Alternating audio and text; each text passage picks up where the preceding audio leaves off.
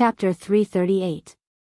Dao Yu piled up the stones around the core seed, leaving only a narrow aisle to go directly to the core seed.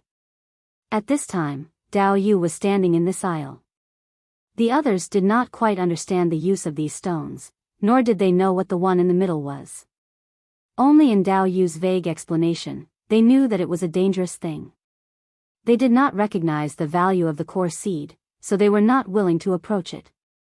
Looking at the increasing number of stones piled up here, Dao Yu's face became more and more happy. Looking down at his palm, the original deep bone injury, after drinking the medicine, had been a lot better. His own recovery ability was also strong. The skin and flesh of the injury had regenerated. After 2 days, it would grow well. If it was another 5 or 6 days, it would certainly be completely healed. Well, this is it for the time being, Dao Yu said to the people who carried the stones. At first, there were 50 slaves sent here by Dao Yu, but after a few days, there were only 30 people left. Especially in these 2 days, there were a lot of deaths. Hearing Dao Yu's words, the other people's hearts relaxed. The work here was finally done. The task was completed and they were waiting for the reward. Dao Yu called the people in the underground palace to come here and took out a pottery jar. After opening it, they could smell a burst of wine. For the slightly lower level slaves, wine was a luxury and could not be tasted often. For the lower levels, they may not be able to taste it in their lifetime. After smelling the wine, some people swallowed hard, their eyes staring straight at the jar in Dao Yu's hand, envious. It was said that only high-level slaves and slave owners could often drink it. Regardless of whether it was good or not, this was at least a symbol of identity. Looking at it made people's hearts itch unbearably. Dao Yu took in the other people's expressions and smiled. Well, are you all here? Should be. Someone said, somewhat impatiently. Dao Yu looked at the people who had gathered, counted them, and asked what happened to the missing people. He knew who had been dragged out, but after counting, there were still 2 people missing. One was the person who dragged the body out and did not come back, and the other was the guard at the exit. Would you like me to go over there and look? Someone said. Dao Yu thought for a moment and shook his head. Forget it. Don't worry about them. Let's drink first. It's been hard on everyone these days. I specially asked for a jar of wine from the young master for everyone to drink. Hearing Dao Yu's words, the other people's hearts were also happy. Although they were very afraid of Dao Yu and even called him Blade Master, now that they heard Dao Yu's words, they couldn't help but feel relieved. The fear of the past few days also dissipated a lot. As for the 2 who didn't come, none of them wanted to leave. If they didn't get any benefits after leaving, it would be a huge loss. Dao Yu lifted the wine jar and took a sip himself. After drinking, he smacked his lips as if he was savoring the aftertaste, making the others envious. After taking the first sip, Dao Yu immediately handed the jar to the people next to him. Everyone, have a sip. There were not so many cups here. For the slaves, there was not so much attention. Usually, everyone shared the food like this. Therefore, after Dao Yu handed out the wine jar, the people who took it directly took the jar and poured it. The others could not wait to come and grab it. The slave who took the wine had just taken a sip, but before he could taste it carefully, the wine jar was taken away. If it weren't for Dao Yu standing here, these people might really fight over this jar of wine. Dao Yu looked at the slaves who were grabbing the wine jar, while making a sound to stop them from robbing, ensuring that everyone drank at least a sip. No one noticed that Dao Yu's eyes flashed fiercely and viciously. Snap! The wine jar that had been drunk was smashed to the ground. The slave holding the jar covered his throat, making a sound. Blood flowed from his mouth, and his legs seemed to not listen to him. Soft, he staggered a few steps and fell to the ground. One by one, the slaves fell down. Some people reacted to the wine they had just drunk, but it was already too late.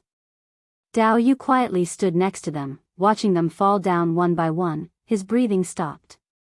A slave who was vomiting blood crawled toward Dao Yu, his eyes full of unwillingness. It seemed that he wanted to drag Dao Yu to hell together. Unfortunately, his arm had not yet touched Dao Yu's foot when it powerlessly hung down, no longer making a sound. Dao Yu contemptuously laughed and kicked. Seeing that the person did not respond, he should have already stopped breathing. However, he was not at ease. The poison people fell to the ground one by one in the chest, crushing their sternum. After determining that there was no possibility of survival, he went to the exit. There should be a guard who had not come over, and it seemed that there was also a slave. In short, they all had to die. He would not let go of anyone who knew the secret here. Even the birds that he rode from Baishir City stopped in one place. After sending the birds back, he walked over on foot and did not let the birds follow him. Before, Dao Yu had selected these slaves and sent them over, but only to repair the underground palace and carry the stones. Dao Yu himself did not want to risk his life to be in close contact with the core seed every day. He would die. When he stole the core seed, one of his arms was almost wasted.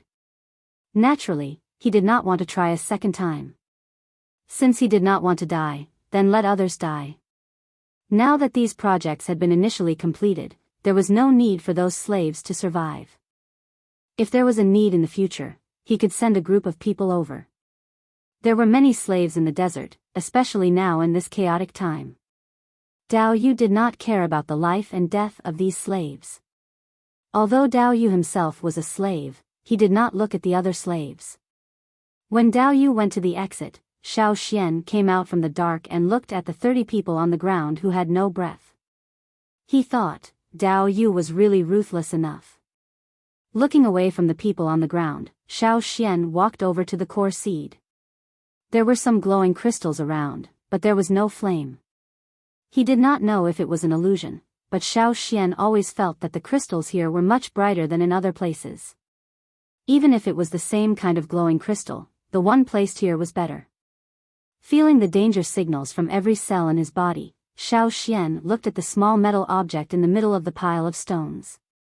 Dao Yu was hiding it like this, so it must be a very special thing. Xiao Xian's heart moved.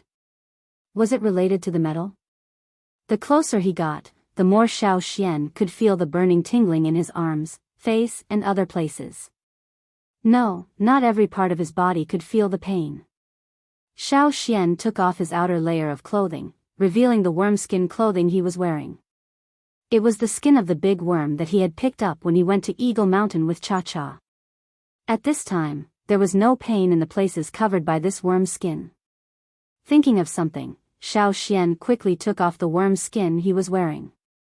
No matter what, he would take this thing and not leave it to Dao Yu. Quickly rushing over, Xiao Xian wrapped the small metallic object with his insect skin coat. He wrapped it around a few times so not a single seam was exposed. Sure enough, the tingling feeling quickly disappeared. After wrapping it, Xiao Xian put the thing in the animal skin bag and hid it close to his body. Since the worm skin had been well isolated from this crisis, there was no danger in keeping it close. After hiding it, Xiao Xian jumped lightly and turned over to hide behind a big stone. A few seconds after Xiao Xian hid, Dao Yu rushed over like the wind. When he arrived at the exit, he wanted to kill the sleeping slave. However, he found that there was something wrong with the man. Taking a closer look, Dao Yu's heart was even more suspicious. The slave didn't seem to be too tired and fell asleep. It was more like a trick. Moreover, Dao Yu also felt the disappearance of the core seed. Within the range of this underground palace, the threat of the core seed could naturally be felt. When this threat suddenly disappeared, it must be that something had happened to the core seed. After killing the slave, Dao Yu rushed back to take a look. Sure enough, the place where the core seed was originally placed was empty, and there was no shadow around. Dao Yu glared, incredulously looking at the empty place. The blue veins on his forehead violently jumped, his eyes red, and he issued an angry roar. Under the rage, Dao Yu did not care about anything else. Venting his anger, he slapped a stone pillar that supported the underground palace. The place where he hit suddenly appeared with a clear palm print. At the same time, the pillar body also cracked with a clear crack. The whole underground palace shook, and stone chips and dust constantly fell from the top. Chapter 339. Dao Yu was trembling with anger, his whole body twitching slightly. One was the pain. After all, his injuries had not been completely healed. However, the most important thing was the anger that was rising in his body. Compared to the anger of losing the core seed, the pain was naturally not a big deal. There was no one else here, only Xiao Xian and Dao Yu. The more Dao Yu was like this, the more Xiao Xian was convinced of the preciousness of the thing that he had just obtained. He was determined to keep it well, to give it to anyone but Dao Yu. Xiao Xian could hear Dao Yu's rough breathing, like a raging flame bull. Just as Xiao Xian was about to go out and clean up the house, he felt a change. There seemed to be some invisible energy rioting around, and it was Dao Yu who was standing there. This kind of rioting power made Xiao Xian feel very bad. Looking through the gap between the stones, Xiao Xian saw Dao Yu's appearance at this time. Dao Yu's coat had been broken, and he could see countless fine lines from his head to his torso and arms, just like his meridians. These fine lines still extended, covering Dao Yu's body. Not only that, but these fine lines were also like his meridians, sometimes thick and sometimes thin. Dao Yu felt that such a change was a good thing. He could feel the power flowing in his meridians, his body was strengthening, and changing in a good direction. Only at this moment, Dao Yu did not have too much thought to feel such a change. He was still in the rage of losing the core seed, and the anger made his thinking not so clear. For a moment, he did not think deeply about the results and significance of such a change. What surprised Xiao Xian was that there was a chain-like pattern on Dao Yu's neck, which was the slave pattern of Baishur city. After unlocking the high-level slaves, the slave pattern on their body would also change, not as much as the low-level slaves. At this moment, Xiao Xian felt that the chain on Dao Yu's neck seemed to be tightened, and the bulging muscles made Dao Yu's whole person look like he had swelled up a circle. Dao Yu's change continued, and the airflow around his body was surging wildly. With a roar, the chains were tightened, and tightened again.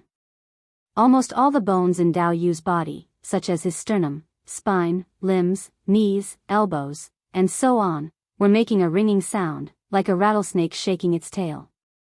On the other hand, Dao Yu's seriously injured arm was rapidly recovering, as if reborn. His heart became even stronger, and the blood in the meridians in his neck flowed rapidly. His muscles seemed to expand in rhythm with his heartbeat, protruding outwards. Suddenly, Xiao Xian heard a bang sound, as if a chain had been broken. At the same time, the chain pattern on Dao Yu's neck was really broken, and like melting, it gradually dissipated and disappeared. The corners of Xiao Xian's eyes twitched, and he couldn't help but reveal a look of surprise. He once asked Su Gu, could the enslaved slaves break free from that kind of shackles? Su Gu said that it was possible, but the probability was very low. To be able to do it to that extent, one must be a genius character. Not only was his talent extremely high, but there was also a certain amount of luck. That was not something that anyone could do, not even 1 in 10,000. Now, there was such a person in front of Xiao Xian, and he did it. In Xiao Xian's mind, there was a fire that did not belong to the slaves. It was not the totem flame of Yinjiao, nor was it the dual-colored flame of the slave owners. In any case, this was an independent flame, out of the scope of the slaves. This was the reflection of Dao Yu's source of power at this time. At this moment, Dao Yu was like a glaring Azura, with the power of a demon. The power fluctuations that broke out made Xiao Xian's face become unusually dignified. Boom! Dao Yu punched the side of the stone pillar, his eyes with a destructive madness, as if he had lost his mind. The underground palace shook even more, and the stones fell with the dust. It couldn't go on like this. Xiao Xian instantly mobilized the power of the totem to the peak. The totem flame in his mind violently rolled, and his blood seemed to boil with the appearance of the totem pattern. His whole body's momentum was like a surging river, resolutely moving forward. It seemed that even if he was facing a thick wall, he would break it hard. Compared to Dao Yu, who had just broken through the shackles, it was not weak. So what if Dao Yu broke through the shackles? He would still kill him. Almost at the moment when Xiao Xian rushed out, Dao Yu's madness shifted the target. From the side of the stone pillar, he moved to Xiao Xian's body, his eyes locked on Xiao Xian's body. At this moment, in Dao Yu's vision, the surrounding stones, corpses, and even the whole underground palace had all retreated. As far as his line of sight, there was only Xiao Xian left, the person who stole the core seed and broke his dream. Seeing Xiao Xian rushing over, Dao Yu did not avoid it. His body flashed, directly facing Xiao Xian. When he jumped up, the stone slab under his feet could not withstand the sudden impact. It cracked into pieces of different sizes, and the stone chips rose like a mist. The dense fist shadows intertwined, and the air seemed to be compressed by a heavy hammer. The shock ripples visible to the naked eye spread out layer by layer, shaking off the stone chips and dust that fell from the top. In a face-to-face encounter, it was unknown how many times they had fought. Waiting for him to fall from the air, Xiao Xian rushed up, rushing straight to Dao Yu. The surrounding airflow seemed to be driven by Xiao Xian, pressing toward Dao Yu. The fist had yet to arrive, but the oppressive air, which was like an army passing through, had already rolled over, clearly showing the power contained in it. In the face of Xiao Xian's attack, Dao Yu, with absolute confidence, did not avoid it. His ankle once again suddenly rotated to meet the attack, and the ground cracked into pieces of stone slabs shattered. In Dao Yu's mind, as long as he broke through the shackles, he would reach a height that others could hardly reach. It was just a tribal kid. Even if this person had been promoted, it was still not as powerful as his own breakthrough. After he became a senior slave, he had also killed tribesmen. In his opinion, although the tribesmen had some strange abilities, they were nothing special. Especially after he learned about the secret of the tribe's fire seed, he looked down on them even more. Kill. He wanted to kill the person who stole the core seed. In the air, there was a series of roaring sounds, like rolling thunder, like the beating of war drums. Every blow contained the determination to kill. If ordinary people were in the face of such an offensive, they would definitely be blown into slag. In this underground palace under the desert, only the roaring sound was left. Other sounds seemed extremely weak in such a roaring sound. The broken stone slabs were getting smaller and smaller, and the stone chips and dust that were shaken up were like smoke all around. Xiao Xian felt as if he had returned to the original mountain forest full of mystery and crisis, the situation of the battle with the ferocious beasts. In the face of the ferocious beasts, a slight negligence and a weak momentum could cause an irreparable situation. At this moment, it was the same. What's more, it was facing a traitor of the tribe like Dao Yu. Can't retreat, can't be weak. If the other party's attack was strong, he would be stronger. If the other party was fierce, he would be fiercer. If the other party wanted to fight, he would fight even harder. Xiao Xian's totem patterns began to brighten, like a flame cast. Just like when he exposed the blue flame in the Colosseum, it seemed to burn people. Boom! Dao Yu suffered a heavy punch. After the punch hit, Xiao Xian did not stop. Followed by a fist shadow that could not be seen by the naked eye, it once again bombarded Dao Yu's chest. Dao Yu, who had been punched twice in succession, was in a sorry state. He flipped upside down in the air and fell heavily to the ground, continuing to slide back for a while before stopping. Xiao Xian wanted to continue a few more times, only to find that on Dao Yu's body, those vein-like patterns, the skin seemed to be cracked and blood oozed out from inside. Dao Yu, who fell to the ground, tilted his head to look at Xiao Xian's direction. His mouth kept spurting blood, his whole body twitching.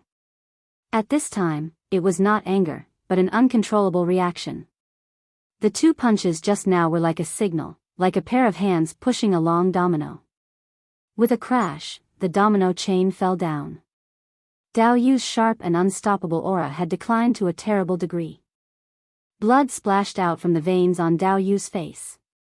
Because of the pain, his expression was distorted, looking more and more ferocious. His eyes were full of disbelief. Breaking through the shackles, he actually lost? If he was given 2 more days, no, as long as 1 day was enough, he would stabilize the power in his body and prepare well. He would definitely be able to beat this kid, he couldn't let this kid steal the core seed. It was his own, Dao Yu's alone. He also wanted to build his own desert city, become a slave owner, and become an overlord. How could he die like this? Not reconciled. He was not reconciled. Lose to anyone, but not to this kid. No. Dao Yu's eyes were wide open, staring at Xiao Xian who was coming towards him. The stone chips and dust had fallen. His vision, which should have been clearer, had become blurred. He felt that the power of his whole body was sharply reduced. The powerful and surging feeling of breaking through the shackles seemed to be an illusion. The tide rose and then the tide receded. Finally, in his blurred vision, the figure that was getting closer and closer seemed to turn into a fire. There seemed to be a pattern in the flame, a double-horned pattern that he had long forgotten. Xiao Xian looked at Dao Yu, who had lost his breath of life. His heart was puzzled. His 2 punches, although he used a lot of strength, if Dao Yu's ability to break through the shackles, with that kind of physical strength, should not be so easy to die. The final performance was more like a violent backlash. Xiao Xian put his finger on Dao Yu's pulse and pressed it. It had indeed stopped beating. Unlike the strong appearance, Dao Yu's body seemed to be in a mess and seriously damaged. Was it because of the core seed? No, it was not necessarily because of the core seed. Xiao Xian was thinking when suddenly, the whole underground palace shook. A large number of stones fell from the top, and sand seeped down from the cracks above. Boom! Another one. It was like someone was deliberately slapping above. The seeping sand expanded like a waterfall, and large chunks of boulders began to fall. The illuminating crystal stone was a lot dimmer after the core seed was wrapped up. Now it was covered with sand and dust, it was even darker. Damn, who was up there in the end? Now was not the time to think about other things. Xiao Xian hurriedly returned in the direction he came from. The torches inserted in the underground palace had long been extinguished, and the underground palace was dark. Fortunately, Xiao Xian changed his vision and could still see the road. After Xiao Xian ran away, the place where he had fought with Dao Yu made a roar and began to collapse. This underground palace, which had cost hundreds of slaves' lives, and now dozens of lives, was about to become a thing of the past. Chapter 340. Xiao Xian ran out along the underground passage. The underground palace behind him was quickly collapsing, and the sound of falling stones was incessant. The place of collapse was getting closer and closer. Xiao Xian pulled open the stone slab and drilled out. Suddenly sensing something, he tilted his head to the side. An arrow shot from behind, almost brushing past Xiao Xian's hair. His longer hair was cut off by the tip of the arrow, and his ears and the side of his face were in pain from the strong wind brought by the arrow. Bang! The arrow shot into the sand not far from Xiao Xian. The sand on the sand exploded, and a sand-colored flower bloomed. Without even looking back, Xiao Xian propped himself up and flipped over. The sharp whistle-like sound rang out again. The arrow tore through the air, instantly traversing a distance of tens of meters, and shot into the place where Xiao Xian had been. The sharp arrow with a cold light almost brushed past Xiao Xian's waist and nailed into the sand, blowing up a nearly 1 meter deep sand pit. He didn't even have time to catch his breath. The moment he landed, another arrow came right at him. Xiao Xian jumped up, turned around, and pulled out his sword. With a clang, he pushed away the arrow. Instead of retreating, he dodged and rushed towards the direction of the arrow. At this moment, Xiao Xian focused all his energy on the archer. It was a person wearing a cloak. Her face was covered with a cloth, and her appearance couldn't be seen clearly. Her long hair was blown by the wind, and probably because of the long desert trek, it had lost its former softness and looked a lot more messy. The dust-stained cloth fluttered in the wind, and he could vaguely see a curvaceous figure. Under the cloak, there was some low-key metal armor that didn't shine as brightly. It was a woman, and her status wasn't low. To be able to wear metal armor, she was most likely a slave owner from the 3 major cities. The archer's eyes were fixed on Xiao Xian. Although Xiao Xian was still more than 50 meters away from the archer, he could still feel the archer's cold gaze, just like the murderous and chilling arrowhead pointing at Xiao Xian. The other party held a strong bow, similar to the one Xiao Xian had seen in Dao Ji's hands. He could feel the power of such a bow from the few arrows he had just fired. The difference was that the arrow shot by the other side was more threatening than the one shot by Dao Yu. Whoosh! Another one. With the vibration of the bowstring, the arrow spun at high speed in the air, creating a sharp whistling sound as it rubbed against the air. Like a meteor, it shot towards Xiao Xian. Xiao Xian quickly avoided the arrows that were shot. A sand lotus bloomed on the ground, and each time the place where it exploded was very close to Xiao Xian. Ignoring the sand that exploded and splattered in all directions, Xiao Xian locked onto the archer, including her every tiny movement and every look. He judged where the other party would shoot in the next moment, and then made a judgment to avoid the threat of the arrow. At this moment, Xiao Xian's pupils were filled with the archer's shadow and the arrow's shadow. Seeing that Xiao Xian was getting closer and closer, the other party didn't have many arrows in her hand. She directly threw the bow aside and pulled out a nearly 4-finger-wide double-edged sword. With a flick of her wrist, she drew a beautiful arc to meet Xiao Xian. The blade of the sword brushed against the blade, splashing a series of sparks. The sword that stabbed towards Xiao Xian's chest was pushed away by a strong and fierce force. Buzz, the sound of metal vibrating was accompanied by a chill that made one's scalp feel like it was going to explode. Bang! The ground trembled, and the 2 people separated. Xiao Xian hurriedly retreated 10 steps. A giant beast ran in front of Xiao Xian. Every step it took seemed to cause the ground to tremble, and its thick hooves stepped on the ground, splashing countless sand. It was this giant beast that had just stepped on the surface of the underground palace, and it had trampled hard. This heavyweight giant beast stood up and then stomped down hard. The curtain of sand that had been raised was forcefully split by the biting cold blade. Xiao Xian glanced to the side. At this time, the place where the underground palace was located had collapsed by more than half. Looking over there was a very obvious huge pit. Xiao Xian looked at the person and the beast not far away. He had never seen this giant beast in Beast City, but he could see that it had been enslaved. The person who had enslaved it was the woman in the cloak next to it. The other party's sword reflected a very dazzling light under the scorching sun, but at this moment, it was no longer attacking. Instead, it stood there quietly. The other party was standing on a sand dune, and Xiao Xian was standing at a lower position. Therefore, when the other party looked at Xiao Xian, it was looking down. The giant beast in front of Xiao Xian was swinging its thick hooves, as if waiting for its master's order to start trampling again.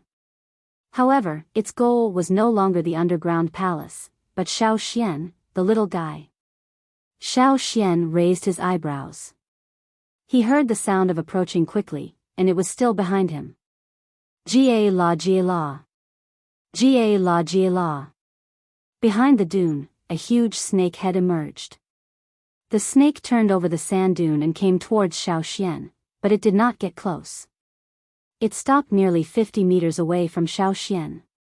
It was this giant snake that was shaking its tail that was making a rattling sound.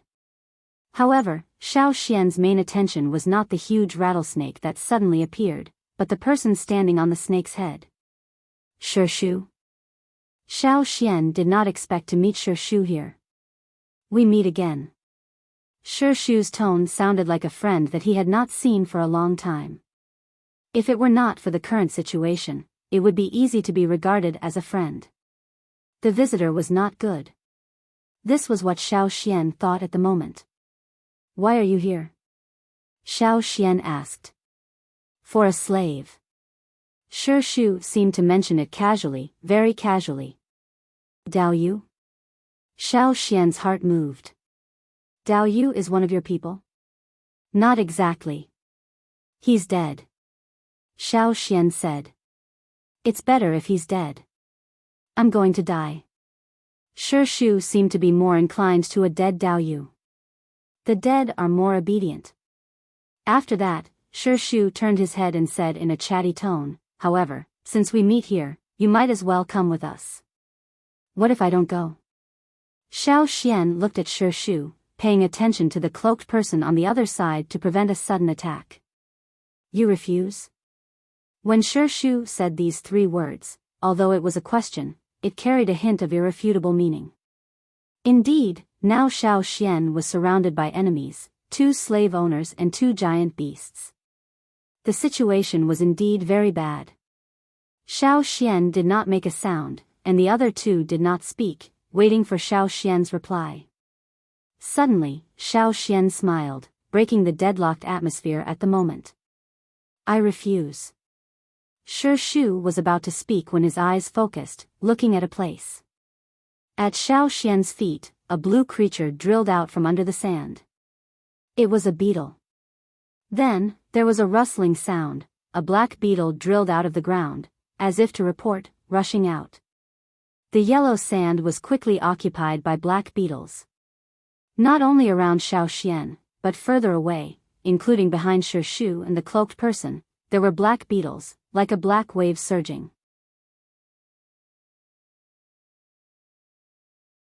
Chapter 341. This situation was completely beyond Shu's expectations. Looking at his expression, he knew that he had always felt that victory was in his grasp and that everything was under control. But what he saw at this moment shocked him. It was also the first time he had encountered such a situation. Over there, don't look at Xiao Xian's calm face, hanging an unfathomable expression, but in his heart, he was roaring, fuck. He did not expect that a bug that he had enslaved to practice the method of enslavement would become such a situation. When he was in the Beast City, Xiao Xian found that the beetle had summoned a lot of younger brothers, and now it had directly turned into an army of bugs. The 2 behemoths at this moment also did not have the prestige they had before. The huge rattlesnake swung its tail and shook off all the bugs climbing up the snake's tail. However, more and more bugs crawled out of the sand, and they did not seem to know how to be afraid. They let the snake's tail shake again and again. Originally, the color of the sand could be seen from some gaps, but it was not long before the ground was black, and the bright carapaces reflected the light. The person in the cloak looked at the beetles that were gathering around her. Even if she was brave and thought that she was strong, she could not stay calm at this moment. She suddenly felt a sense of fear. She kicked away the beetles that were gathering around her and used her knife to sweep away the beetles that were blocking the way in front of her. Then, she jumped onto the back of the giant beast. After she jumped on the behemoth, the place where she had passed before, which had been cleared out of a narrow aisle, was covered by a wave of black bugs in the blink of an eye. The behemoth that stomped its hooves and shook the underground palace, at this moment, no matter how much it stomped its feet, it was useless.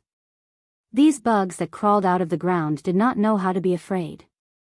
Shu looked at the black wave of beetles and thought of something. He took out the dried meat from a bag that he carried with him. It was a long journey, so naturally, the food was well prepared. Unlike the slightly rough dried meat eaten by Xiao Xian and others, the dried meat brought by Shu was thinner, as if it had been pressed and then rolled into a roll. Shu unrolled the roll of meat a little, tore off a piece of meat half the size of a palm, and threw it out. The piece of meat fell about 20 meters away from the snake. The previously calm wave of insects instantly surged. Wherever the meat landed, the surrounding insects surged up. That place was like a wave that rose out of thin air, instantly rising higher. Shu, who had been staring at the other side, couldn't help but twitch his eyelids. What he was worried about was that if the beetle army was just a facade, they wouldn't have to worry too much. He had seen these beetles when he was in Rock Hill City. They were all active in the filthy places of the animal pens. However, the reality in front of him had completely shattered his hopes of being lucky. These bugs really ate meat. Shu had no doubt that if a bound giant beast was placed here and encountered such a beetle army, it would be tantamount to a death warrant thrown out by the Grim Reaper. The outcome would certainly be the same as that piece of meat just now. Just thinking about it made his hair stand on end. Obviously, such a small piece of meat did not satisfy the beetle army at all. Instead, it made the beetles even more anxious and ferocious. As if waiting for the order to attack, more and more beetles surrounded the two giant beasts, like hungry ghosts smelling the smell of food, greedily looking at the food in front of them. If they could speak, they would probably shout at this time, "The enemy is difficult to deal with, wait for the boss's order, brothers together." The hand of the person in the cloak holding the knife trembled a little. When walking in the desert, many people were afraid of encountering the dangerous desert beasts, but for her, the bigger threat was the small desert creatures, and they were in large groups. Even if she was knowledgeable, she had never encountered such a swarm of insects. Talking to them about feelings, reasoning, and conditions? What a joke. It was useless to talk, these insects did not have that high of intelligence to understand. The only thing she could do was to talk to the commander of these insects. The person in the cloak looked at Shu, moved her gaze to Xiao Xian, and finally stared at the blue beetle at Xiao Xian's feet. If she hadn't dropped the bow and arrow just now, if she could have killed the big blue beetle, how would the situation have changed? Almost at the moment she had the intention to kill, Xiao Xian looked over there. Meeting Xiao Xian's eyes, the person in the cloak felt a chill in her heart. She glanced at Shu and saw Shu shake his head, so she temporarily suppressed the thoughts in her heart. This person's perception was too keen. If he didn't succeed in one move and this brat fought with all his might, then both sides might suffer. She didn't want to risk her life here. The movement over at the Colosseum, was it you who caused it? Shu asked in a deep voice. That day, many people saw this kind of black beetle appear in the place where the battle beasts were locked up, but not many people thought deeper. After all, in the eyes of most people, this kind of beetle was too small and harmless, so no one cared. Xiao Xian did not refute, nor did he admit it. He just sneered, "You say it as if you are innocent. The war in the desert was caused by you, right? You sent people to kill the Baishur city lord, right?" Shu just smiled, neither denying nor admitting it. "Forget it. That's it for today. I didn't expect you to have such ability. However, if you have something to look for me, you can go to Rock Tomb City." Shu said as he threw a golden metal plate to Xiao Xian, with the logo of Rock Tomb City on it.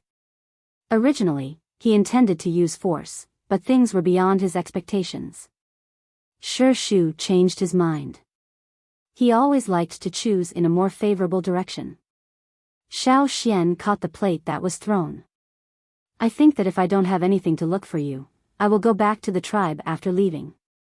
I will not be involved in the war in the desert." Shu was non-committal.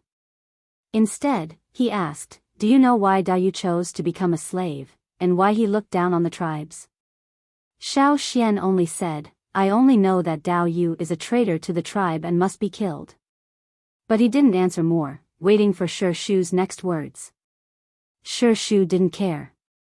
He appeased the giant snake that had begun to become restless because of the swarm and said, "Because the slave owners will get stronger and stronger, and the tribe will eventually perish."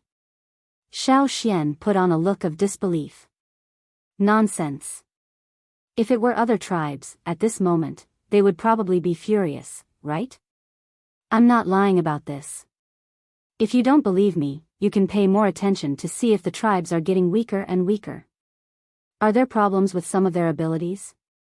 Hearing this, Xiao Xian's first thought was the Rain tribe. Yang Sui said that once their Rain tribe's shaman could ask for rain, but later this ability slowly disappeared. Seeing Xiao Xian's expression, Shu's smile deepened. He continued, "In fact, some people have already noticed it, but they just didn't dare to say it." Xiao Xian didn't say anything. Shu decided to put another bomb. "You tribes are actually very stupid. You clearly found the facts, but you are unwilling to admit it. Stubborn, conservative, stupid. You don't know that the longer it takes, the more disadvantageous it is for them, and the closer they are to extinction. The only smart one is the Yanjiao tribe, but it is only half smart. The other half will still continue to go to destruction.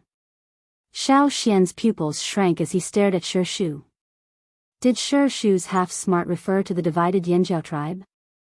If so, he didn't think that Shi Shu's half-smart referred to the current Yanjiao people. Then, there was only one possibility left, the other half of the Yanjiao tribe that had been separated 1,000 years ago and had no news.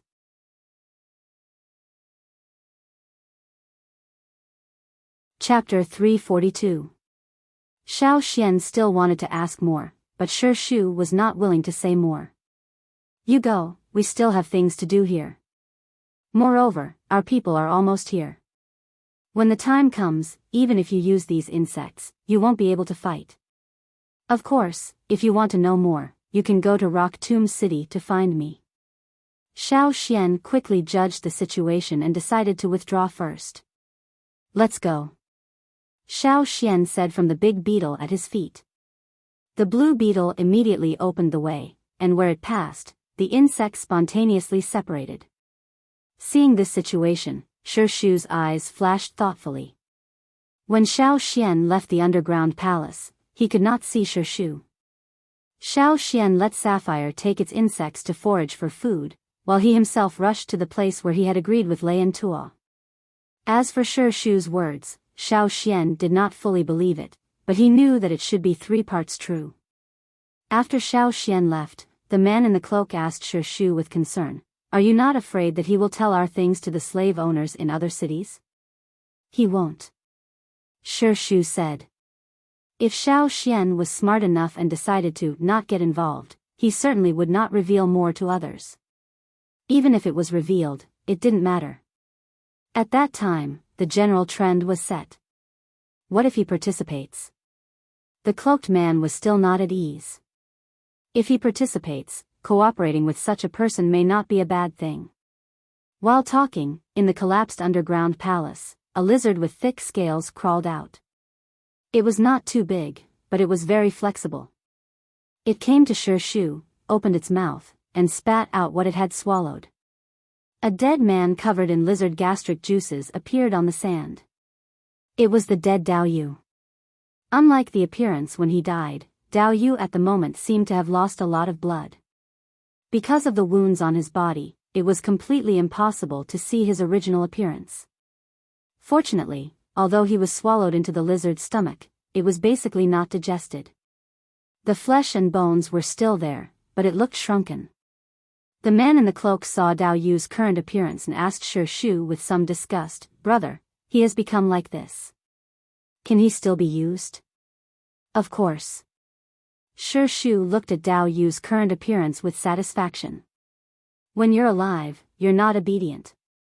Then you can only use death." At the moment when Dao Yu broke through the shackles, he was actually not far from death. It was just that Xiao Xian's appearance had brought forward his death. The person in the cloak was originally monitoring Dao Yu.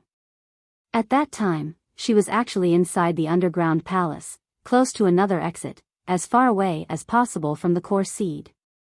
As for the giant beast that was following her, it buried its body in a sand dune somewhere outside. When Dao Yu and Xiao Xian fought, she wanted to help. However, she noticed that Dao Yu had broken through the shackles and did not go up to help. Instead, she ran out and summoned the giant beast to trample the underground palace. He wanted to kill Xiao Xian and then take away Dao Yu's body. Unexpectedly, Xiao Xian was too strong, and there were also those insects. "I can't sense the core seed here." The cloaked man frowned. "The core seed must have been taken away by that kid," Shi Shu said. "Impossible. I didn't feel the core seed on him at all." The person in the cloak could not believe it, but seeing Shi Shu's determined look, she knew that the possibility was great. "Or should we send someone to kill that kid?" The cloaked man said. "If there is no absolute certainty, at this time, it's better to take less risks." Those tribesmen, when they fight for their lives, will not care about anything. There are only a few people who can be tempted with benefits. Shi Shu said. Seeing that there were already a few birds flying over in the air, Shi Shu said, I'll go back first. I believe that Snowfield City has already started a war with Wuxia City. Then do I have to stay in Biyao City to watch? The person in the cloak asked. No, you go and tell Su Luan that he can go to Biyao City.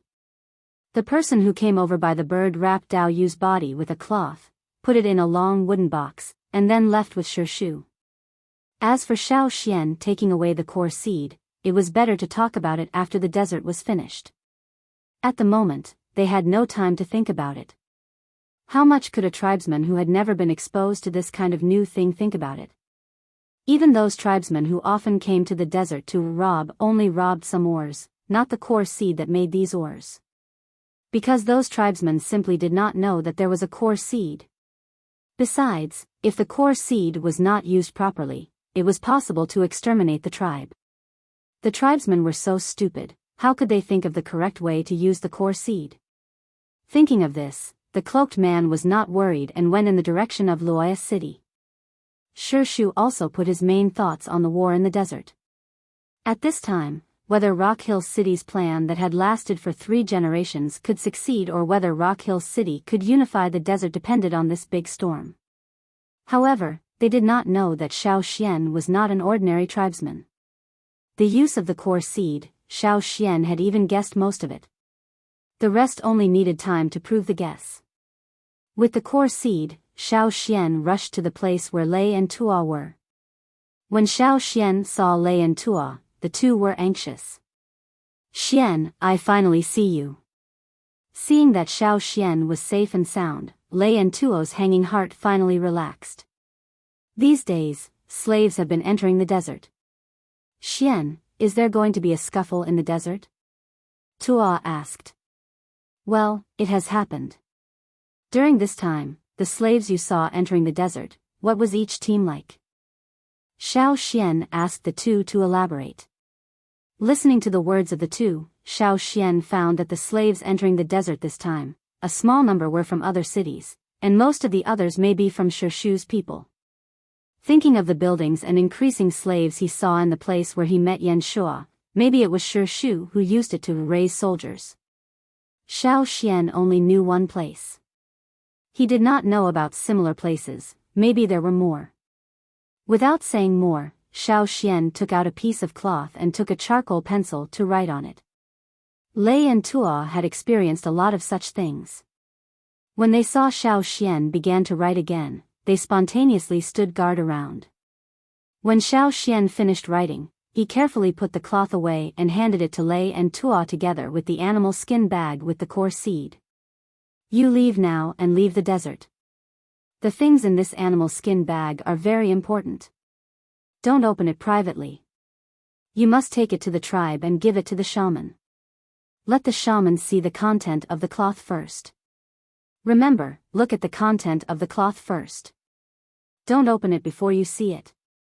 Moreover, don't let other people know about this, including the people of our tribe. As for what the shaman decides after seeing the content of the cloth, I don't care. If you can't take this thing back, then hide it first. If you can't hide it, then throw it away. Don't let people know you have this. Seeing Xiao Xian's serious face, Lei and Tua carefully wrote down Xiao Xian's words. Xian, you can rest assured that even if we die, we won't let other people know. But as they talked, the two always felt that something was wrong. Hey! Xian, you won't leave with us?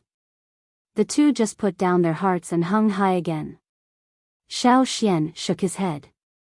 You go first. I have something to do. What else? Is it important? Hearing Xiao Xian say that he will stay in the desert, the two were anxious. Very important. How important? It's about the survival of the tribe. Now the two couldn't say a word. After telling Lei and Tua, Xiao Xian had to persuade Cha-Cha. This guy was angry. It was rare to persuade people and birds. Xiao Xian looked at the sky, took out a rope and divined. He raised his hand and pointed to a direction.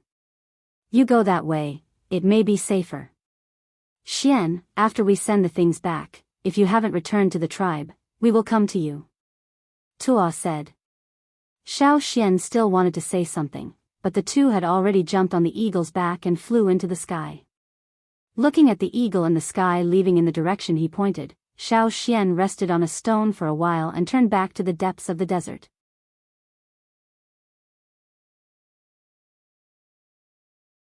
Chapter 343.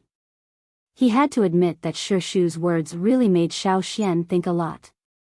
Therefore, this time, Xiao Xian also intended to take advantage of the chaos in the desert to find some useful information. After all, it was related to the survival of the tribe. Shi Shu said that the tribe is going to decline. Yes, but also wrong. He was right. In a short time, there certainly would not be such an obvious change.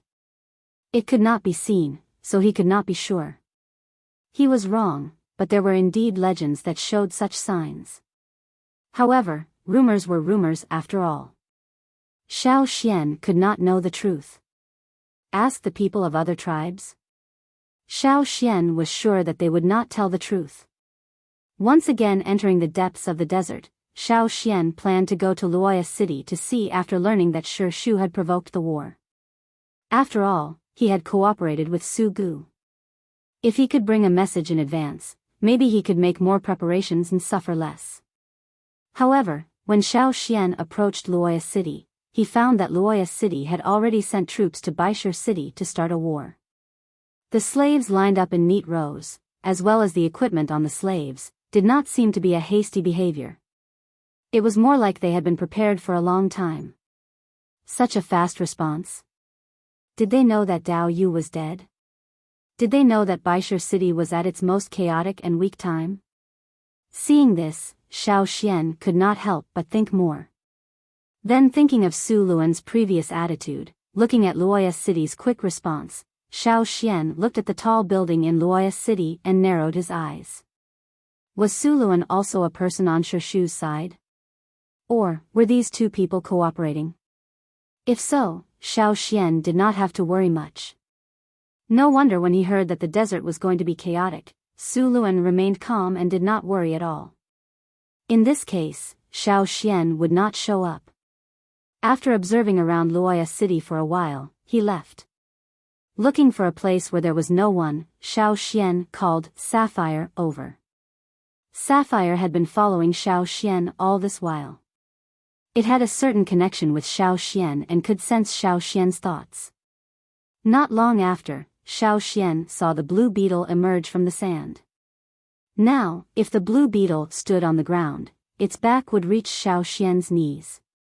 Its appetite was also huge, not to mention that it was carrying a swarm of insects. Therefore, Xiao Xian did not need to see it to know that there was a massacre under the sand. The other insects and small desert beasts hiding under the sand were lucky if they could escape. Those who couldn't could only be swept away. Looking around, Xiao Xian combined what he knew about the various cities. This place was a certain distance away from the other cities, and very few people would appear in this area. Little shit. Xiao Xian squatted down and looked at the beetle in front of him. Thinking back to when he was enslaved, this beetle was so small. Now, it had grown beyond his expectations. The blue beetle did not quite understand what Xiao Xian wanted to do. It was not until Xiao Xian stretched out his hand and blue flames appeared that it understood. It was so excited that it kicked its hind legs. It had not pushed a ball for a long time, but when it was excited, it could not help but kick its legs. This was a deep-rooted habit. Xiao Xian decided to unlock the second lock for Sapphire. In the past, he felt that there was not enough time. This insect needed enough space to adapt and grow. At the same time, there were too many variables.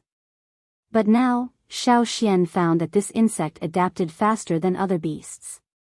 It was not long before it could lead so many beetles to eat meat instead of collectively pushing a ball of dung. Therefore, Xiao Xian decided to unlock another lock for it. If this guy developed well, it could also help him. Not long ago, Sapphire was leading a swarm of insects. After a while, would it develop into a larger-scale insect swarm? Thinking about it, Xiao Xian was still a little excited. He just did not know if it would go too far. Just as Xiao Xian was unlocking the second lock for Sapphire, in a 2-story stone house in Rock Tomb City, Shi Shu had taken Dao Yu's body back to the city and handed it over to an old man. Xiao Xian once asked Su Gu if there was such a person as a witch among the slave owners.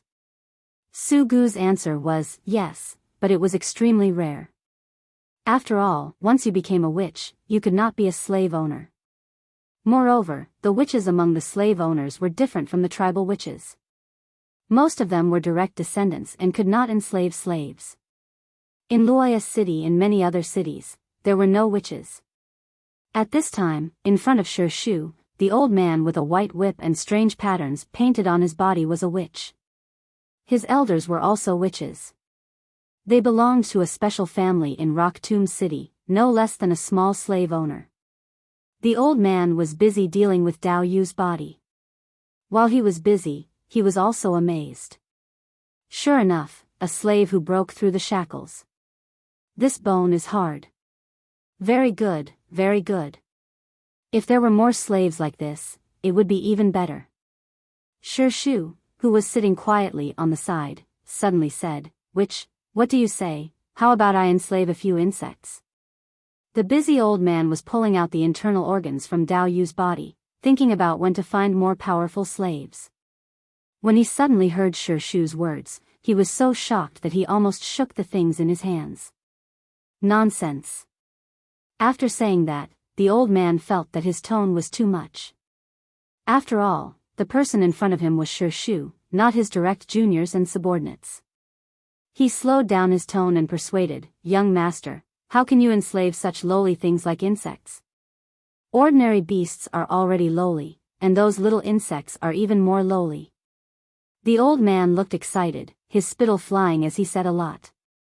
His meaning was to let Shi Shu choose some powerful slaves, such as those desert beasts, quicksand beasts, giant lizards, and so on. Or he could lure some tribesmen into the desert as slaves. If not, he could also choose something that could scare people. What were insects? That was the way to go. Only those who had no ability would play with insects. It must not be like this. If the old man was in front of his direct juniors or subordinates, at this time, he would probably start directly. But the one who said this was Shi Shu, the young master.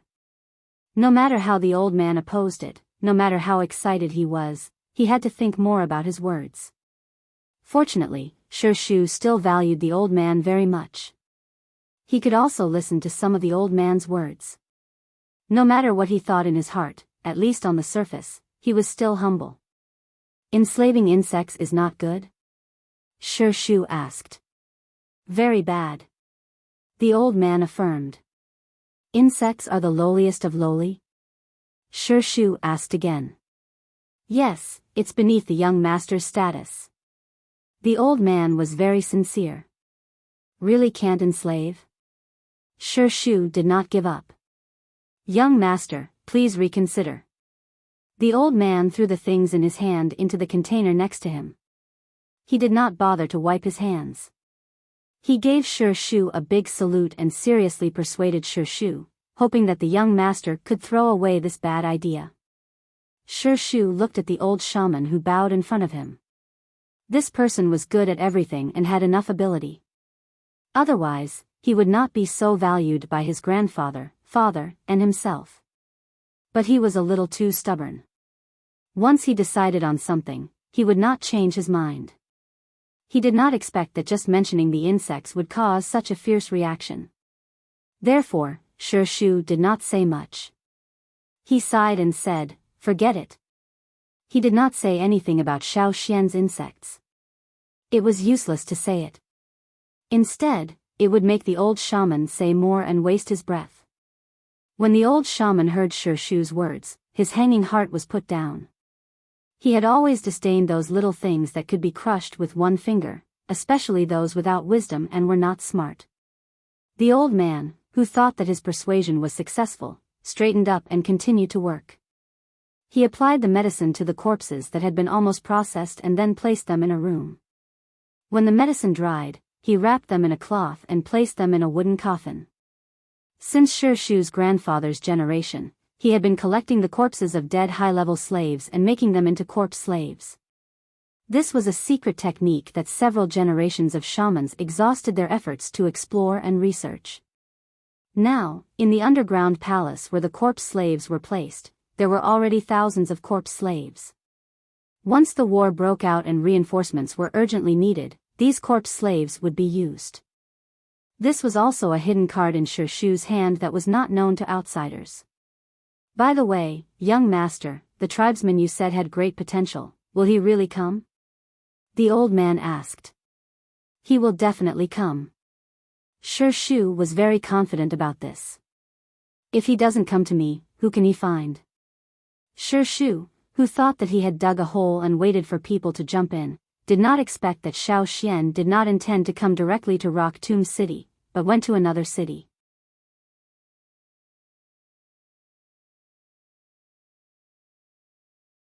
Chapter 344. Xiao Xian was very wary of Shu. Such a person who could quietly provoke a war was too dangerous. From Shu's words, Xiao Xian felt that the decline of the tribe should be related to the slave owners. If he wanted to find the secrets of the slave owners, it was not only Rock Tomb City. In the three major cities, in addition to Rock Tomb City, there were two other cities. It was said that Snowfield City had already gone to war with Fire Hill City. He did not know how Shu had led the disaster to the east. In any case, the current Snowfield City was also quite chaotic. Since Shu had already started on Snowfield City, naturally he would not let it be peaceful. Snowfield City was known by its name. The place where it was located was similar to the desert of Beast City, with more ice and snow in a year.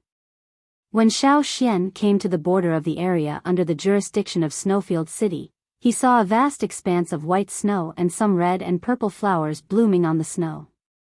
Probably, these plants were unique to Snowfield City. Compared with the desolate Beast City, there were indeed a lot of plants on the Snowfield side. Just now, a team of 200 people had hurried past. They should be going to the battlefield. Everyone's face was serious or sad. The successive wars had made them suffer heavy losses. Now, the king was like a madman. All day long, he looked like he was going to fight desperately.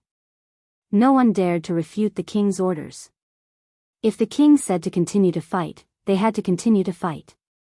Even the people of the three cities, who had been calm for a long time, suddenly came to war. Moreover, it was a large-scale continuous battle. No one could bear it. When Xiao Xian came over, he saw a lot of bones. Some of them had been buried by the sand, and some of them were only partially buried. Many of the bones thrown there were eaten by scavengers, leaving only bones. It looked quite miserable. Xiao Xian collected some clothes of Snowfield City slaves along the way. The clothes of the lower slaves were not much different. After lurking around and observing for a few days, Xiao Xian saw an opportunity. When it was dark, he mixed into the end of a patrol team. The slave walking in front of Xiao Xian was already very sleepy. He did not notice that there was someone behind him. He just yawned and followed the person in front of him. The leader of the group didn't pay much attention to it.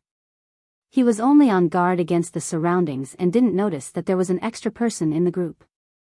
Seeing the gate of Snowfield City approaching, Xiao Xian pulled the cloth hat on his head. In fact, it was a long piece of cloth wrapped around his head. This was a hat that was commonly worn by low-level slaves. Xiao Xian deliberately dirted his face to show his fatigue. He looked similar to the other slaves. The guard in front of the city gate glanced at the group and didn't notice anything wrong. Looking at Xiao Xian, who was yawning at the end of the group, the guard was glad that he didn't have to run around while guarding the city gate. Looking at the people patrolling outside, it was as if they didn't have enough sleep and didn't have any energy at all. It was already late, and they had all returned from patrolling. They were all busy going back to rest, and no one was in the mood to chat with others. The system here was not perfect. There were many loopholes, which made it convenient for Xiao Xian. After the team entered the city, Xiao Xian found a chance to slip into a sand house. The people walking in front of Xiao Xian in the patrol team seemed to notice something, but when they looked behind them, they didn't see anything unusual. They felt that they were probably too tired and confused, so they didn't care much. The sand house where Xiao Xian was located had no door. The people who lived inside had become cannon fodder in the war and had not returned. Xiao Xian temporarily settled down there, hiding and waiting for the right time. No one came in at night. As the night deepened, there were fewer people outside. There were no lights, and the moonlight was not as bright as the full moon, but it also cast a not too obvious black shadow under the houses. The continuous war made the people in the city tired. Except for the night patrols, everyone else went back to their houses to sleep. Compared with the former snowfield city, it was now a lot more desolate. Xiao Xian came out of the sand house, avoiding the people patrolling the city, and sneaking into the center of Snowfield City. The palace of Snowfield City was similar to that of Wuxia City. It was also very high profile, but it was much larger in scale. The guards near the palace were much stricter. Xiao Xian could not sneak in for the time being. He had to find an opportunity. Therefore, Xiao Xian first found a good hiding place and waited for the right time. The house where he hid was much more spacious than the previous sand houses. The materials of construction were mostly stone. The closer to the palace, the bigger the house was. This house was used to store wine. Xiao Xian saw a lot of wine jars. The wine here was not sold, but used as a reward. When the slaves made a contribution, they would be rewarded with wine. The slaves would come here to receive the reward. There were 3 people in charge of the wine house in the house, and they were already asleep at this time. Xiao Xian chose a place to store goods and hid inside. After looking at the furnishings and layout of the house, Xiao Xian guessed that there should be 5 people in charge here. 2 people were transferred out to join other teams, leaving only 3 people in the house. Not only in charge of the wine house, but also in other similar places. Some people were transferred to patrol the city or guard the city gates. Some were even more miserable and were transferred to the foreign war team. The war consumed a lot of manpower and could only be made up by the slaves working in the city. These people were not skilled in their work. Even if they worked in the city, they did not suffer that much. How could they not complain? The consequence of slacking off was that there were more loopholes, giving people like Xiao Xian an opportunity to take advantage of. Those wine glasses looked like they had not been used for several days, indicating that the people who came to receive the reward had not appeared for several days. Thinking of the war in Snowfield City that he had heard before, Xiao Xian also understood that if they were defeated in succession, where would the reward come from? Even if there were people who made meritorious service, the slave owners would not be in the mood to reward them since they were defeated overall. Having been on the road, hiding, and guarding, Xiao Xian was also tired. It was rare to find a temporary place to settle down. He intended to take a good rest and replenish his seriously exhausted mental strength. Of course, even if he fell asleep, the necessary vigilance was also necessary. It was impossible to sleep deeply. He came to Snowfield City with the purpose of finding the history of Snowfield City. Wuxia City had a place dedicated to history. Su Gu had told Xiao Xian. As one of the 3 major cities, Snowfield should also have a similar place. Xiao Xian hoped to find more information from the history of Snowfield City to answer the doubts in his heart. If he could see the history, he might be able to explain Shu's words. Although the slave owners valued those historical records, the degree of importance was much lighter compared to the tribesmen. Even when recording, they would make changes, belittling others and promoting themselves. While Xiao Xian was resting, in the high palace of Snowfield City, the Snowfield King once again flipped the table. The delicate wine glasses and tableware were scattered on the ground, and the wooden table that had just been made was also blown to pieces. Rock Hill City is too much of a bully. The Snowfield King's face was gloomy, his blue veins protruding. He had just received a letter from the Rock Hill City Lord, saying that he should stop and not let the war continue. I'm fighting with the people of Fire Hill. What does it have to do with them? They didn't say anything, but they also turned around and taught me a lesson. The Snowfield King was angry. No, maybe the people of Rock Hill City were also involved in the theft. Thinking of this, the Snowfield King was even more aggrieved. The core seed, ah. That was the core seed, but it was lost. Thinking of the successive defeats, he trembled with anger. At first, he was angry with the tribesmen and wanted to kill the desert tribesmen. However, he got the news that the tribesmen had long slipped away. He then took back all his energy to deal with others. As for the tribesmen, those timid little minions could be dealt with later. The core seed must be in the hands of Fire Hill or Rock Hill City. The Snowfield King did not know that the timid little minions in his eyes had already taken the core seed and were spying on their history.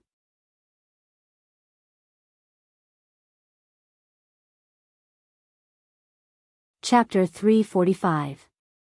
Xiao Xian hid in the wine house for 4 days. In these 4 days, he also learned a lot from the 3 slaves of the wine house. The 3 people who were close to the city lord palace and had a little bit of power naturally knew more than the lower slaves. Shortly after returning from the Beast City, Snowfield City went to war with the Fire Hill City. The slaves who were chasing the tribesmen were also called back to participate in the war, but the number of defeats was relatively high. Occasionally, when they were about to win, the people of Rock Hill City stepped in and reversed the situation. Snowfield City was once again defeated. In about 20 days, the number of people in Snowfield City had been reduced by more than a third. This was only a rough estimate. The specific number would only increase. However, for the slave owners, the lives of the slaves were not lives. If they were less, they could make up for it later. The important thing was to reverse the situation now. I heard that the king's lost things have still not been found. A slave lowered his voice. It is said that the people of the Fire Hill City stole it. Maybe there are people of Rock Hill City involved in this. Hey, when will this war stop? I don't want to go to war. The slave who had been silent sighed. If this continued, the 3 of them would be transferred. Now the situation was getting more and more serious. Defeat after defeat made the Snowfield King lose face. His anger soared every day. Because of the Snowfield King's anger, it was not known how many slaves were killed. Every day, slaves could be seen being carried out of the palace. Just then, someone came to look for them outside. The faces of the 3 slaves tightened, fearing that it was an order to let them participate in the war. However, when they came back in after a while, their expressions were much more relaxed. It turned out to be wine, ah. Scared me. Tomorrow, send the rest of the wine to the palace. No, I have to drink it quickly. After sending it away, I won't be able to drink it. If I want to drink again, I don't know when I'll have to wait. The person who had just passed the message asked them to send the rest of the wine to the palace tomorrow. The king wanted to reward the palace guards with this wine. The palace guards are good. I heard that they can eat and drink a lot of good things. It's good, but recently, a lot of people have been killed by the king. There were also many guards who died because of anger, which made the guards more or less have some other thoughts in their hearts. The Snowfield King ordered the people in the wine house to send the rest of the wine to the palace in order to appease the guards' hearts. As the 3 of them drank and chatted, Xiao Xian, who was hiding in the utility room, also had an idea. He had been waiting for an opportunity all this time, and this time, it was worth a try. If he missed it, who knew how long he would have to wait? Before nightfall, the 3 slaves put all the large and small jars of wine into 2 large wooden boxes. Because they had drunk some privately, several jars of wine were mixed with other things because the wine was not enough. Anyway, these wines were given to other slaves, so there was no need to pay much attention to them. After loading the wine, the 3 slaves went to sleep. Xiao Xian took advantage of the time when they were sleeping to add something to their room so that they could sleep more soundly. Fortunately, in order to sneak into Snowfield City, Xiao Xian had prepared a lot of desert medicinal plants along the way. When the three people fell asleep and made some movements, they did not respond at all.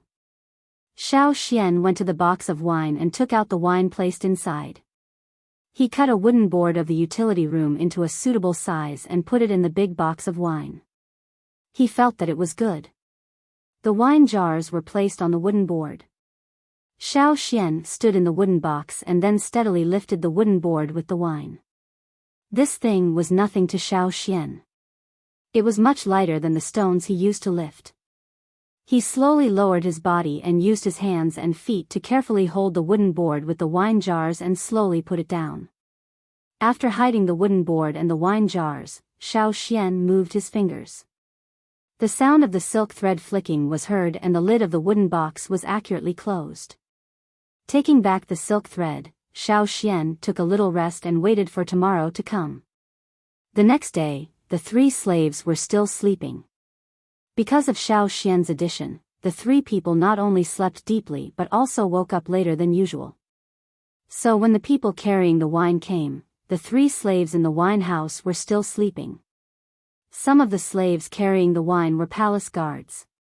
It was rare to hear that the king wanted to reward them with something. Naturally, they were very active and specially brought people to carry it. Seeing that the three people in the wine house were still sleeping, they kicked the door open and rudely woke the three people up. Regardless of the confused and absent-minded three people, they went directly to the place where the wine was stored. When they saw that the two big boxes had been packed, they were satisfied. They opened the lid and looked inside, complaining that there was not enough wine. They dug out all the wine hidden by the three people in the wine house and threw it all into the wooden box. When the wooden box was full, they held it by themselves. When the guards took the wooden box away, Xiao Xian could not see the expressions of the three people in the wine house. But when he thought about it, he knew that the three people must be cursing in their hearts. It was not easy to hide a little, but it was all taken away. Because it was the palace guards who carried the wine, the guards at the gate of the palace did not check it strictly. They also talked and laughed with the people who carried the wine, discussing when the wine would be distributed. The wooden box was carried to the cargo room. Although the slaves guarding it were eager, they also knew that the reward had to be arranged by the slave owners. If they privately divided it, they would be scolded. They only secretly took 2 small bottles of wine from the box and hid them in their clothes before leaving. When the people carrying the wine left, Xiao Xian listened to the movements outside. There was no one around, so he came out of the box. It was quite difficult to quietly come out from under the box piled with wine jars. Fortunately, Xiao Xian's strength was great and he was stable. If it was replaced by a weaker person with poor balance, it would be impossible. When he came out, a bottle almost fell to the ground. Xiao Xian quickly used his foot to cushion the fall and let the bottle land safely without making a big sound. Although it did not take much time to come out of the wooden box, the difficulty factor was high. After completing it, Xiao Xian was sweating. Putting the wooden board in an inconspicuous corner, he put the bottle back into the wooden box and closed the lid. Xiao Xian waited until there were no guards outside before he slipped out. The palace in Snowfield City was larger than the one in Luoya City. Xiao Xian was not clear about the layout here. He just walked and hid, avoiding the patrolling slaves. For those places with layers of guards, Xiao Xian also temporarily avoided them. Those places should be where the slave owners were. Looking at the layout of the palace, there were basically only a few places that were heavily guarded. Other places were only guarded by a small number of slaves. They were also very loose, with low morale and no spirit. In the place with few guards, Xiao Xian looked for a small circle. He heard 2 young men and women whispering about the stone room where the notes were hidden. Xiao Xian quietly followed them. The 2 were not husband and wife, but they behaved intimately. They did not let the slaves follow them and went to the stone room where the notes were placed. Here, it should be a place similar to a bookstore. There were 3 slaves at the door of the stone room. 2 of them were relatively young, and the other was very old and blind. Second young master. The 3 people respectfully saluted. The man called the second young master waved his hand and pointed to the blind old man. You stay, the others go. The 3 slaves seemed to have known this would happen. They did not need the second young master to say more. The other 2 hurriedly left, leaving only the blind old slave to follow the man and woman into a room next to the stone room.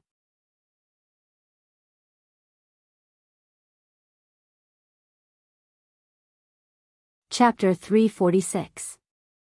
Not long after the 3 of them went in, Xiao Xian heard obscene sounds and the voice of the blind old slave reciting books. In many desert cities, some slave owners were not willing to look at the records left by their ancestors. They could not bear to memorize them, and they were told to treat them with care and not damage them. Over time, fewer and fewer people went to see the records of their ancestors. Later, a slave owner had a brainwave and arranged for his slaves to read the records. He also ordered them to memorize all the records they had read. Whenever he wanted to know something, the slaves who were responsible for memorizing it would skillfully recite it. Thus, there was a class of slaves who were responsible for memorizing. Their full responsibility was to memorize all the records for their masters. These people were like living records that the slave owners could take with them at any time. If they wanted to know something, they just had to ask. They could even beat and scold them at will.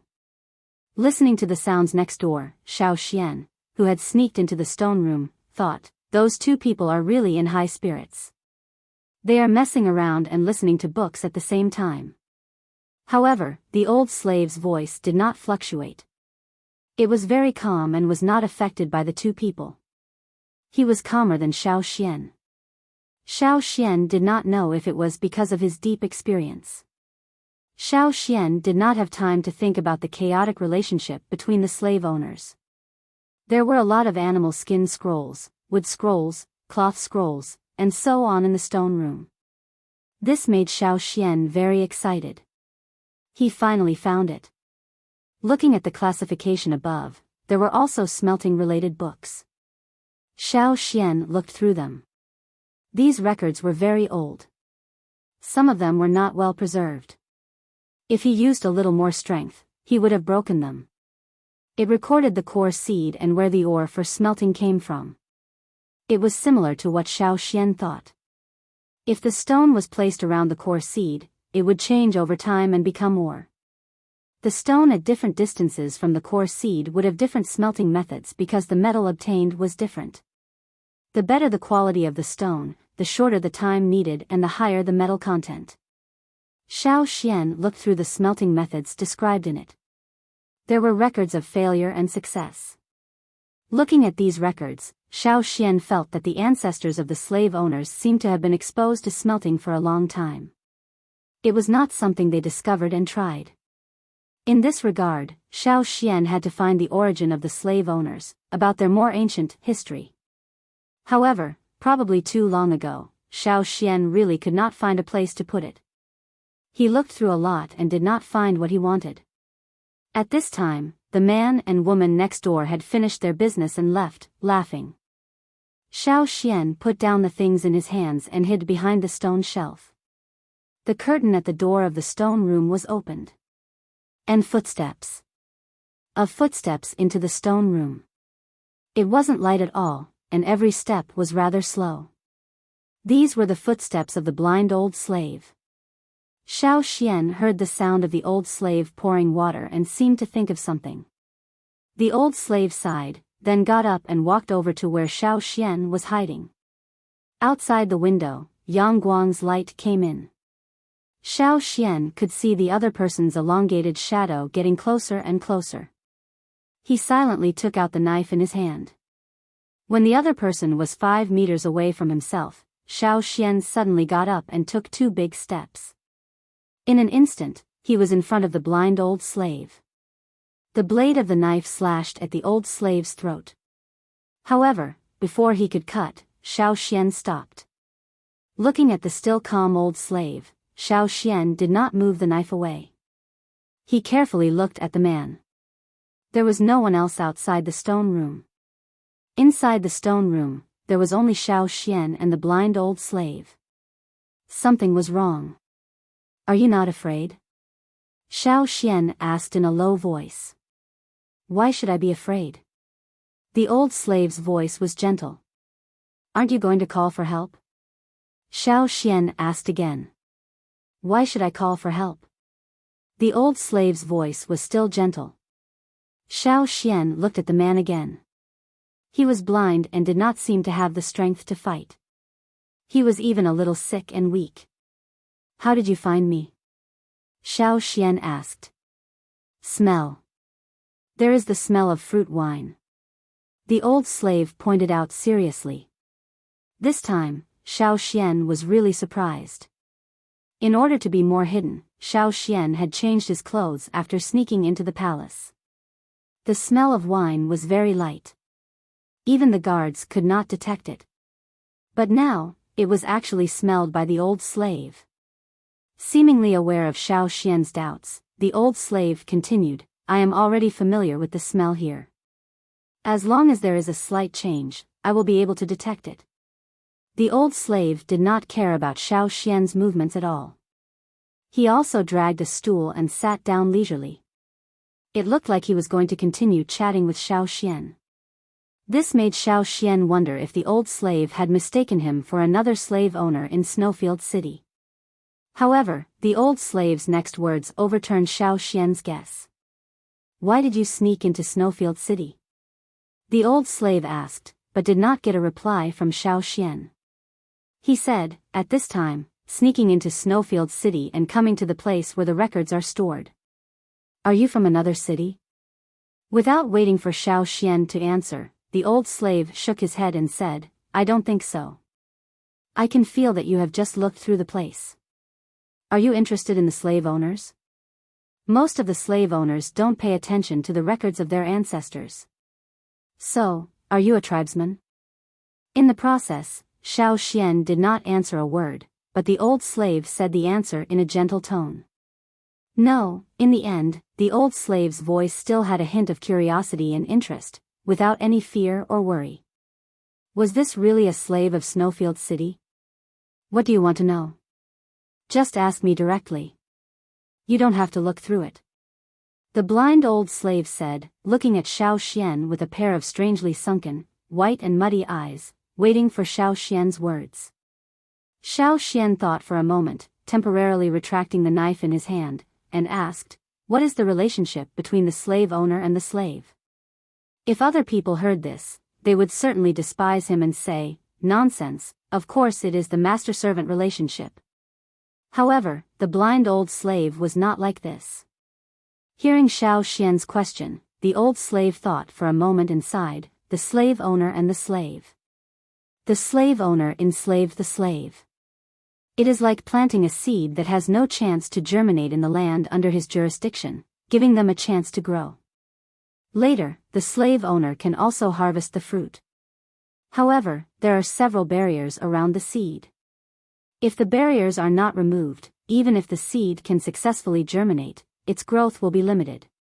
The slave owners remove the chains, which is like removing the barriers that block the growth of the plants, so that they can continue to grow. When the slave owner dies, it is equivalent to no one taking care of these growing plants. The barriers are still the same. If you are lucky and a slave owner is willing to take over, the plant can be uprooted from the ground and then planted in the place under the jurisdiction of the new slave owner. The size of the plant will not change, and the extent to which it grows is still the same as before. However, there was always a problem with transplanting plants. If something went wrong during the transplanting process, such as the roots and other core areas being damaged, or if there were other abnormalities during the transplanting process, the plant would die before it could be replanted. Just as there is a certain mortality rate when a slave owner changes owners, if there is any mistake in the process of changing owners, the slave will die. Therefore, a slave changing owner is like transplanting. There is a risk in it. If you are unlucky, not only will you not have the chance to continue to grow, but you will also lose your life. As for breaking through the shackles, Not every seed planted by the slave owner can break through the barriers by itself. Even if it breaks through smoothly, the situation of broken branches and leaves will appear. In serious cases, it will even affect the original power obtained. This is the same principle as slaves breaking through the shackles. In the earliest days, the slave owners would not easily remove the chains on the slaves unless they had been slaves for generations, and they were all loyal slaves. Only then would the slave owners remove the chains for them. But later, in order to compete, fight, and war, unlocking the chains became common. Xiao Xian listened to the old slave's answer. While writing down these words, he marveled at the old slave's knowledge. It seemed that this old slave really knew a lot. The blind old slave in front of him was just a low-level slave. In terms of strength, he was not even as good as other low-level slaves. At such an old age, he was also sick. Any low-level slave could kill him with his bare hands. However, such a person had memorized almost half of the records stored in the stone room. Moreover, after summarizing these things, he told Xiao Xian in more concise words. Overconfident, arrogant, not putting other people in his eyes, self-righteous. If he continues like this, he will eventually go to destruction. In the end, the old slave sighed, there are more and more rebellious slaves. The old slave even recited a copy of the Guilty Slave volume, which was written by the slave owners of Snowfield City.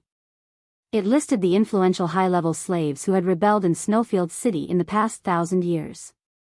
The people who wrote it said that those high-level slaves were heinous, ungrateful, and unscrupulous. They got the ability from the slave owners, but they still chose to rebel. It was simply not enough for them to die. There was no doubt that every slave in the Guilty Slave volume died very miserably, but when the old slave said it, there was a sense of pity. Was it a pity that the slaves who betrayed the slave owners did not succeed? Or was it a pity for others? Xiao Xian did not know. Seeing that the old slave continued to feel pity for the slaves, Xiao Xian quickly pulled the topic back. How much do you know about the tribe's fire seed? Xiao Xian asked. Fire seed? It's really a nostalgic word. The old slave paused and seemed to recall a memory from a long time ago. I don't know much about this. I only know that the tribe's fire seed is getting weaker. You tribesmen seem to be looking for a solution. The old slave could not answer more questions about the fire seed. Xiao Xian was a little disappointed, but it was already very good that the old slave knew this. If the slave owners of Snowfield City can preserve the records left by their ancestors, maybe you can find the answer you want. Unfortunately, too much is destroyed. The old slave was very emotional. Xiao Xian's face changed. Could it be that he really wanted to go to Shishu? Knowing that Shishu had dug a pit there, he still wanted to jump in? Xiao Xian was really hesitant. Unable to get the question about the fire seed, Xiao Xian asked a question he had always wondered: where did the slave owners come from?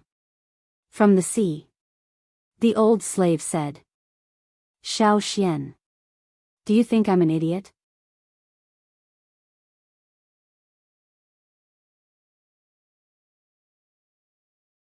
Chapter 347. From the sea? Xiao Xian could not imagine this, unless the slave owners were mermaids. However, this seemed impossible. Living in the desert for so many years, how could they be marine creatures? Even if they evolved, it would be a process. After hearing the blind old slave's answer, Xiao Xian's first reaction was that he did not believe it.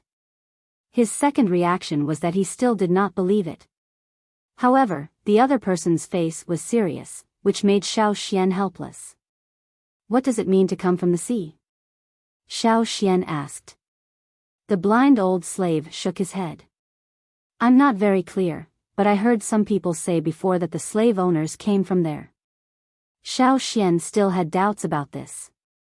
After thinking about it, he asked the old slave about the map of the desert. The map that Su Gu gave to Xiao Xian was not comprehensive. Xiao Xian hoped to see a more complete map here. After all, it was one of the 3 major cities. How could there not be a complete map? For maps, the old slave did not know much. He was blind in his early years. Many of the things that he memorized were only remembered after listening to others read them. Pictures and the like were more difficult. Although he did not remember, the old slave knew the approximate location where the map was placed. He went to the side of the stone shelf and raised his hand to mark a range. It should be in this area. You look for it. Although his eyes could not see, he clearly remembered what kind of notes were placed on which piece. Xiao Xian carefully rummaged and finally found a few animal skin rolls that looked like maps. This hasn't been touched for some years. You should be careful. The old slave said. It was indeed old enough. Even if the animal skin was carefully protected in the early stage and usually cared for, the quality of the animal skin was not excellent. With a little negligence, it could easily be damaged. The map drawn on the animal skin roll was very simple, and the scale was not good. It only marked the approximate location of the desert cities and some important places. Some of the areas painted dark on the side should be the sea. Xiao Xian memorized all of this, then put the map back. After flipping through a few more notes, Xiao Xian stopped.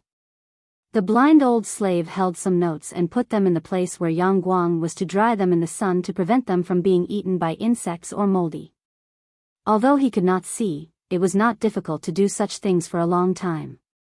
He could also feel where Yang Guang was. If you have nothing else to do, leave this place as soon as possible, the old slave said. Yes. Xiao Xian also did not intend to stay for a long time. Recently, there were more things in Snowfield City. Xiao Xian intended to leave later. Don't wait until sunset. After sunset, the defense in the palace will be stricter than during the day. The blind old slave said. Xiao Xian's face changed. He really intended to wait until sunset to act. He did not expect that the palace of Snowfield City would be like this. Could it be that the Snowfield King was often assassinated at night, so he strengthened the defense at night? No wonder the man and woman before came out to fool around during the day instead of at night. Good. Xiao Xian thanked the old slave and watched the old slave carefully move the notes made of different materials. Before listening to the old man's tone, he could hear that he did not have a good view of the slave owners. He even admired those historical traders. But for these notes left by the former slave owners, he cherished them very much. Thinking of this person's talent for reciting books, if it was in a more advanced peaceful era, he might be a talent for learning. What a pity. How did you lose your sight? After Xiao Xian asked this sentence, he felt that it was impolite to ask this question.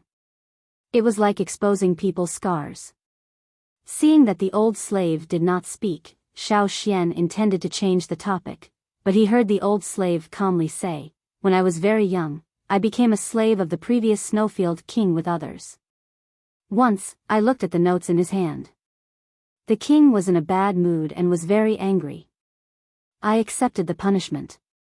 The old slave still remembered that at that time, after the king stabbed his eyes, he threw him to the side of the stone room and said, "Don't you like to watch?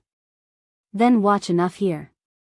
The blind slave could not see the words on the notes, but he begged others to read them to him. He wrote down all the notes he had heard and recited them every day. Xiao Xian heard the words and sighed again, what a pity. Before leaving, Xiao Xian also intended to leave some herbs. There were no herbs to strengthen the body, but there were still some left to treat trauma. The old slave refused. You need it more. The old slave said. You. Xiao Xian looked at the sick old man. If he continued like this, not to mention the pain caused by the injuries, he would not be able to persist for long. Anyway, there is not much time left. The old slave was open-minded and waved his hand. Let's go. By the way, you have to be careful of the Bai Luo. What is a Bai Luo? Xiao Xian asked. It's a desert beast domesticated by Snowfield City. It's not big and usually hides in the palace. Their sense of smell is very keen. If you are not stared at by them, you will rarely be able to escape. The old slave said. After I sneaked into the palace, I did not encounter it. Xiao Xian said. The old slave was not clear about this. After all, his range of activities was limited to the stone room where the notes were placed. He heard other things from others. Maybe the Bai Luo stayed near the king's palace. The old slave said, but you still have to be careful. Well, I know. You can rest assured. Xiao Xian thanked him again and left the stone room. After Xiao Xian left, the old slave sat there quietly. Although he could not see, he could feel the direction of the window. At this time, he had been staring out of the window. His family had been slaves for generations. His ancestors had also become the king's guards. Until his generation, he was sent here early to guard this small stone room. He remembered an old man who used to read notes to him. Before he died, he told him that one day, the current system would be replaced by another system. During this time, he could not go out, but he could feel the changes in the palace of Snowfield City. He could speculate a lot of things based on other people's conversations. He also had an intuition that Snowfield City was in danger. He had just said to Xiao Xian that, there is not much time left. He was not only talking about himself, but also alluding to Snowfield City. While the old slave was meditating, on the other side, Xiao Xian, who had left the stone room, quietly looked around. There were not many people around. Probably because there were no slave owners living nearby, he did not see anyone except for some routine patrols. Xiao Xian entered from the main entrance of the palace. As for the place to leave, he planned to escape from the back door or other side doors. The palace was surrounded by high and thick walls. There were people guarding inside and outside. Xiao Xian could not easily get out. He could only look at other side doors. Sneaking in, Xiao Xian suddenly had a sense of crisis of being watched. Was he exposed? He quickly looked around and fixed his eyes on one place. There was a tree there, and on one of its branches hung an oval object not much bigger than a fist. At this time, the oval thing on the branch was stretching out, the rolled-up body elongated, and the retracted wings spread out. The nose, which was almost as long as the rest of the body, unfolded and elongated, pointing straight at Xiao Xian's position. Bai Luo. Xiao Xian thought of the creatures mentioned by the blind old slave. If you are not stared at by them, you can rarely escape. This was the old slave's evaluation of the Bai Luo. Xiao Xian did not waste any more time and ran away. He wanted to kill the Bai Luo first, but he had noticed that there were other similar sites around, indicating that there were many hidden Bai Luos nearby, and they were all focused on him. The Bai Luos in the palace were not all around the king's palace. Some of them found a quiet place to sleep. Unexpectedly, they met Xiao Xian and recognized that Xiao Xian was not a native of the city. Beep, a sharp whistle-like sound was emitted from the Bai Luo's long nose. This was like a signal, and the other Bai Luos around also made a sound and flew in the direction of Xiao Xian's escape. The guards around heard the sound and all gathered in the place where the Bai Luo was, shouting, "Someone is invading." However, Xiao Xian's speed was also fast. He already knew where the nearest door was and went straight there. There were no other slave owners living around, and the king and the young masters raised several giant beasts around here. At this time, a Snowfield young master was watching the slaves helping him train the giant beasts. When he heard that someone was invading, and it seemed that there was only one person, he immediately became excited. This was an opportunity to make a contribution. Go. Go and catch the intruder. The other slaves who followed felt bitter. Catching the intruder was the job of the guards. Why did you, a young master, have to get involved? But when the master went over, the slaves couldn't just stand by and watch. They could only grit their teeth and follow. Xiao Xian was like a sharp knife, splitting the encirclement in front of him. Listening to the movement behind him, he caught a glimpse of a large stone that was nearly as tall as a person. It was engraved with the words, "Beast Garden." Xiao Xian didn't care whether it was the beast garden or the human garden. He picked up the stone that was nearly as tall as a person, turned around and threw it out. Because the young master was chasing with the giant beast, some guards didn't dare to get too close for fear of being accidentally injured by the giant beast. The rampaging giant beast roared as if it wanted to flatten everything. However, it didn't wait for long before a stone was thrown in its face. Its nose was hit hard, and it suddenly had a nosebleed. Its footsteps were a little staggered. Its feet were tripped by something, and its two front legs fell heavily to the ground. Its body continued to move forward and hit a row of houses. Boom! Boom! The houses here were not the reinforced walls of the Colosseum. Under the violent impact of the giant beast, they instantly fell down. Seeing this scene, the other slaves were full of disbelief. Unexpectedly, they directly threw such a big stone like a ball. Although there was no lack of strong people among the slaves, it was not so exaggerated. Compared with the person who just threw the stone at the giant beast, it was still a little worse. The young slave owner who fell from the giant beast didn't care about the injuries on his body. He shouted, "Tie that man up for me, I want him to be my slave." There were a lot of guards shooting arrows around, but Xiao Xian's speed was fast. Coupled with the chaos just now, he didn't wait for the guards in other places to come. He was already close to the back door of the palace.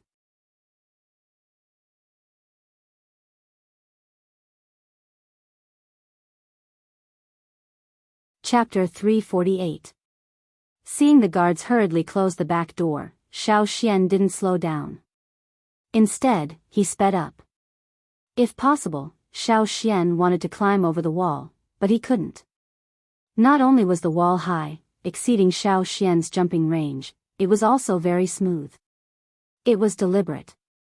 He could use other tools to climb over, but that would slow him down. Once he slowed down, Xiao Xian would be in danger of being shot into a sieve. Since he couldn't climb over the wall, he could only use brute force. Fortunately, there was only one door. Seeing the figure rushing towards the back door, the guards at the back door couldn't help but feel nervous. They couldn't see what the person looked like because he was too fast. Their eyes couldn't keep up with him. They only felt that he was only one person, not a giant, but he gave them a sense of crisis and oppression, as if they were facing a giant beast. This wasn't the Colosseum, and there was only one person. There was no need to worry, no need to be afraid, it would be fine. As long as the kid came over, everyone would work together to cut him down. If the guy chose to climb over the wall, the guards on the other side of the door had already prepared their bows and arrows. They were all pointing at the top of the wall. As long as the guy climbed over, they would shoot. He was getting closer and closer. The guards' faces twitched due to excessive nervousness. Their eyes were fixed on the figure rushing over, and they roared in their hearts, "Impossible." The guy actually chose to go head-on. There were actually two doors at the back door. When they heard the commotion just now, they closed one door and didn't close the other because they felt that it was unnecessary. One stone door was enough to stop the intruder. However, at this moment, they suddenly felt uncertain. It was too late to close the second door. As Xiao Xian rushed to the back door, he also crazily mobilized the totemic power in his body. Even after reaching the limit, he still didn't stop. The accumulated power was squeezed again and again. The surging totemic power rushed to every part of his body, but it couldn't find a place to vent. It was like a volcano that was about to erupt, but was forcibly sealed. The magma in the mountain was constantly accumulating, waiting to erupt. Xiao Xian's aura also skyrocketed because of the unceasing accumulation of power and the surging blood in his body. The closer he got to the back door of the palace, the more obvious the cracks on the stone slabs on the ground became. The crunching sounds were like gears moving forward. The guards who were still guarding the door saw this scene and couldn't help but move to the side. They didn't dare to resist. At the moment of explosion, the moment he exploded, he suddenly let out a long howl. Xiao Xian. He shot straight towards the closed door in front of him like a cannonball, and threw a fierce punch. Boom! The ground seemed to vibrate, and was. And the person who had made SSS had already rushed S. The guards by the door turned their necks mechanically and stared at the hole that had just been forcefully opened. They felt that this hole was like the bloody mouth of a giant beast. It was terrifying, and the person who had opened this hole was even worse than the giant beast. Too terrible. One of the guards hurriedly wiped away the sweat on his forehead as he recalled the power of the collision with the palace gate. The sound of the collision seemed to be reverberating in his ears. It was as if his soul was about to be shaken by the impact. Outside the palace, the row of people who were staring at the wall with their bows and arrows were also stunned by this sudden scene. A moment ago, they were still staring at the wall, and the next moment, they heard a sound that almost made their hearts jump out of their throats, accompanied by a burst of stones that were spurting out. Then, they only felt a blur in front of their eyes. An elusive figure flashed, and everything was over. Not only the guards at the back door, but at this time, some people were lurking outside the palace, hiding near some of the houses closer to the palace, observing the palace's movements. They were not the people of Snowfield City.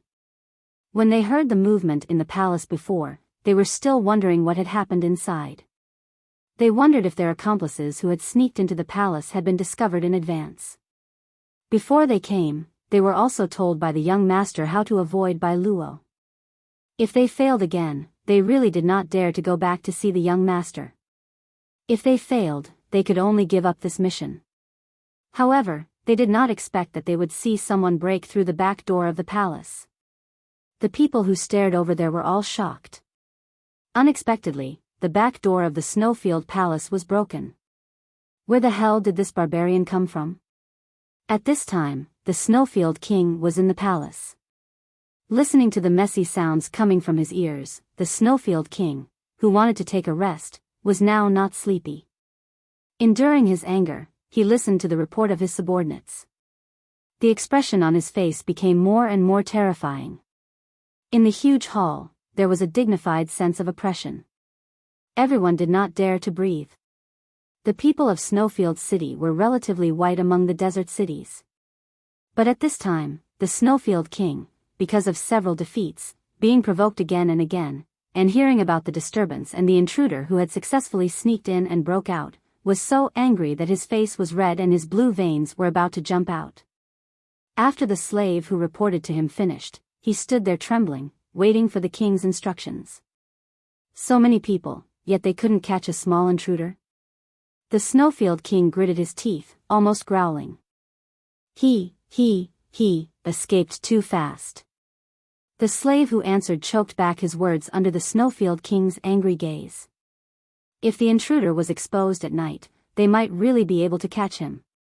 However, the guards at night had not joined in, so some places were inevitably weaker. Moreover, it was said that the intruder's strength was extraordinary, and he even directly broke through the palace gates. Kicking the person in front of him, the Snowfield King was like an angry lion, roaring out, "I want him to die." This time, the Snowfield King thought of the loss of the core seed, and his lungs were about to explode. Regardless of the person who was kicked, the Snowfield King turned to the people and said, "Jinjiawi. Take out 200 Jinjiawi. If they don't kill the intruder, they don't have to come back."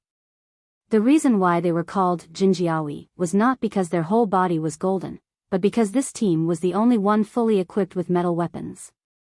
The Jinjiawi was a group of people personally trained by the Snowfield King after he came to power. There were a total of 1,000 people. 500 were transferred to the front line to fight with the people of the Fire Hill, and the remaining 500 stayed in the city. Now, the Snowfield King, for an intruder, sent 200 Jinjiawi to chase him down. Why bother? Guarding other places in the city was fine. Why chase a person who had already escaped? Wasn't it a waste? Maybe it was a trick of other cities? Someone next to him tried to persuade him, but he did not have the courage and could only pretend to be dumb. The Jinjiawi may not be ranked in the top of the Snowfield City in terms of individual combat effectiveness, but they were absolutely loyal and resolutely carried out the king's orders. Under the Snowfield King's command, the Jinjiawi, who were on standby, put on their equipment and rode out on their riding beasts. In order to accurately find the target, they took away more than 20 by Luo. Gulyalu, on the side of the palace, a heavy stone door that was usually closed opened. 200 people wearing metal armor, riding on their riding beasts, rushed out in a line. Jinjiawi. They actually dispatched the Jinjiawi. Who was that just now? It can make the Snowfield King send out the Jinjiawi. I don't know, I can't guess. No matter who that person is, no matter which city he comes from, he has attracted the attention of the Snowfield city anyway. He also took away a part of the Jinjiawi. We can also take advantage of this opportunity to complete the task given to us by the young master, to attack the Snowfield Palace. Some of them had already infiltrated the Snowfield Palace. When the time came, as long as there was an inside and outside cooperation, they would certainly make the Snowfield people shed a layer of skin. Once this side was in chaos, it would be impossible to provide strong support to the front line. Xiao Xian, who did not know that the Snowfield King had issued a kill order, was now only aiming to leave the city. Many people in the city only heard the movement on the side of the palace, but because this kind of thing often happened since the beginning of the war, they were curious and no longer paid attention to it. Naturally, the palace guards were busy on the side of the palace, so they did not care. Many people only saw a flash of a figure and did not see who was running in the end. Even if they went forward to stop him, they could not stop him. Either their speed could not keep up, or their strength could not win. As soon as they went up, they were hit. Xiao Xian ran, breaking through the obstacles in front of him. At this time, the city gate was not closed. It was now dusk, and other people who went out to patrol would come back one after another. No one let them close the city gate. Several guards were still talking about whether there was another assassination on the side of the palace. Suddenly, they heard a whoosh, like a gust of wind sweeping past. The speed of the person running past was like a hurricane. The wind and waves that were brought up rolled up a layer of snow on the sand, like scattering flowers behind the running person. What's going on? Just now, it seems that someone ran past. They wanted to chase, but looking at the momentum, they certainly could not catch up, so they simply did not chase. Could it be the assassin on the side of the palace? Then should we close the city gate? What's the use of closing it now? They all ran away. But if there are other assassins, won't they all be let go? The people at the city gate discussed. Finally, the leader decided to close the gate first. If there were people patrolling outside, they would open it again. However, when they closed the gate halfway, they heard the sound of footsteps. When they looked over, they were almost scared to death.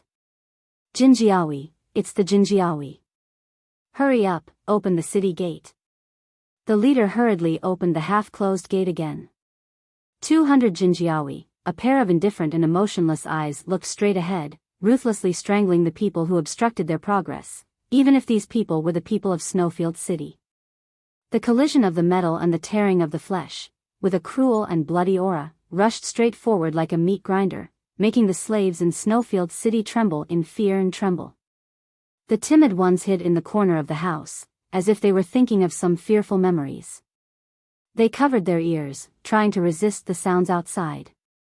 The bolder ones listened to the sound of blood spraying and the stabbing of spears, guessing how many people outside did not have time to escape and were directly strangled.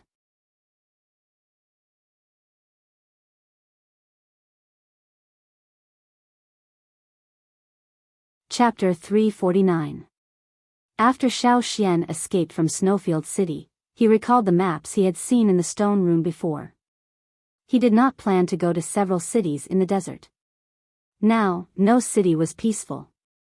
Besides, for the tribesmen, those slave owners had never had a good attitude. Even Su Luan had other purposes.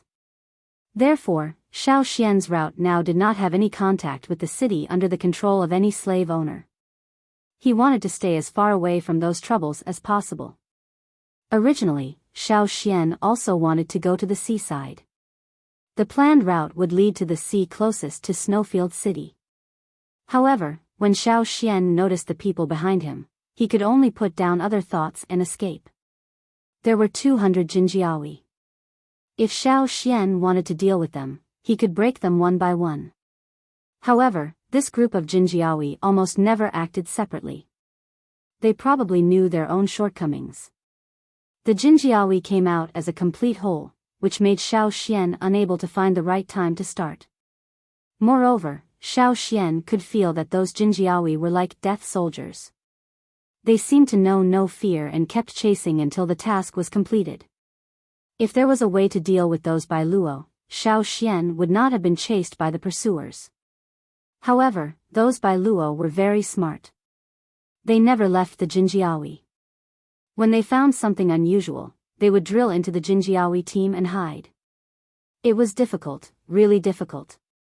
Since entering the desert, Xiao Xian was chased for the first time in such a difficult situation. He escaped quickly, but those by Luo could always find him accurately. No matter if he used clothes to make dummies or applied other scents to his body, he could not get rid of the Bai Luo.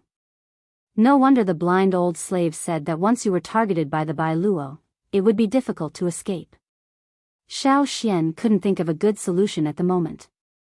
He could only use his advantage in speed to alleviate the current predicament. He thought that if he took this group of people to other cities, he would let them kill each other.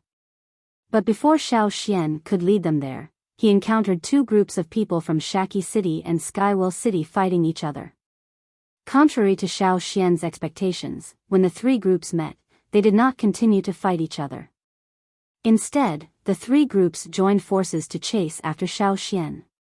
This gave Xiao Xian an even bigger headache.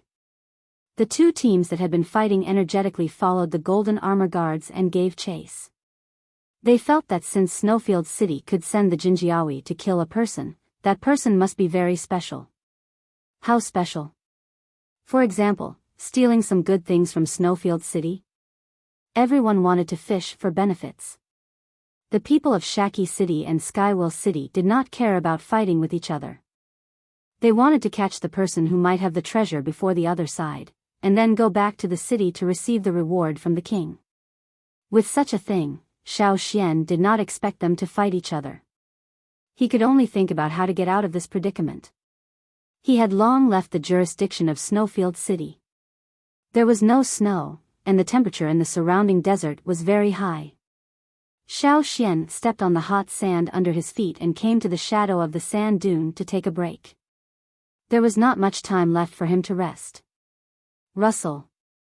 The sand on the sand dune slid down. Xiao Xian looked at it vigilantly. He had been hiding his breath very well. Even when he was resting, he did not make any big movements.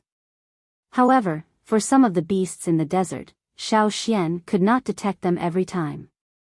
These beasts hid very well under the sand. In the process of Xiao Xian running all the way, he almost stepped on the snakes and scorpions that buried their bodies in the sand. The difference was that at this time, what climbed out of the sand dune was not a small beast, but a giant beast. Xiao Xian had already retreated the moment he saw the movement there. Puff! The giant beast snorted and two sand arrows were ejected from the giant beast's nostrils, piercing into the sand not far away. Looking at the figure of the giant beast, Xiao Xian had a sense of familiarity. The giant beast, which had just been sleeping in the sand dune, noticed that someone was there. It immediately let out a dissatisfied scream, like the wind blowing sand. However, when it saw Xiao Xian's appearance, the roar came to an abrupt end. The horned lizard beast that was stuck in the middle of roaring, Xiao Xian, if it were not for the current situation, Xiao Xian really wanted to say hello to this, yo, long time no see. This giant beast was the horned lizard beast that he had seen in the Colosseum. However, at this time, there were no traces of red around its eyes. It was probably washed away by the sand. When the Colosseum was chaotic, many ownerless giant beasts ran away. Among them was the horned lizard beast that Xiao Xian confronted in the Colosseum. However, Xiao Xian did not expect to meet it here. Xiao Xian was also worried about this horned lizard beast's revenge. However, the horned lizard beast was more worried than Xiao Xian. At that time, the feeling of fear in the Colosseum was still clear in its mind. These giant beasts did not mainly remember people by looking at their appearance, but also their breath and the power fluctuations around their body.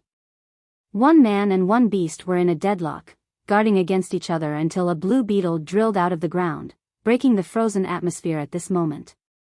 The horned lizard beast turned and ran away. Xiao Xian, who was relieved, turned his attention to Sapphire.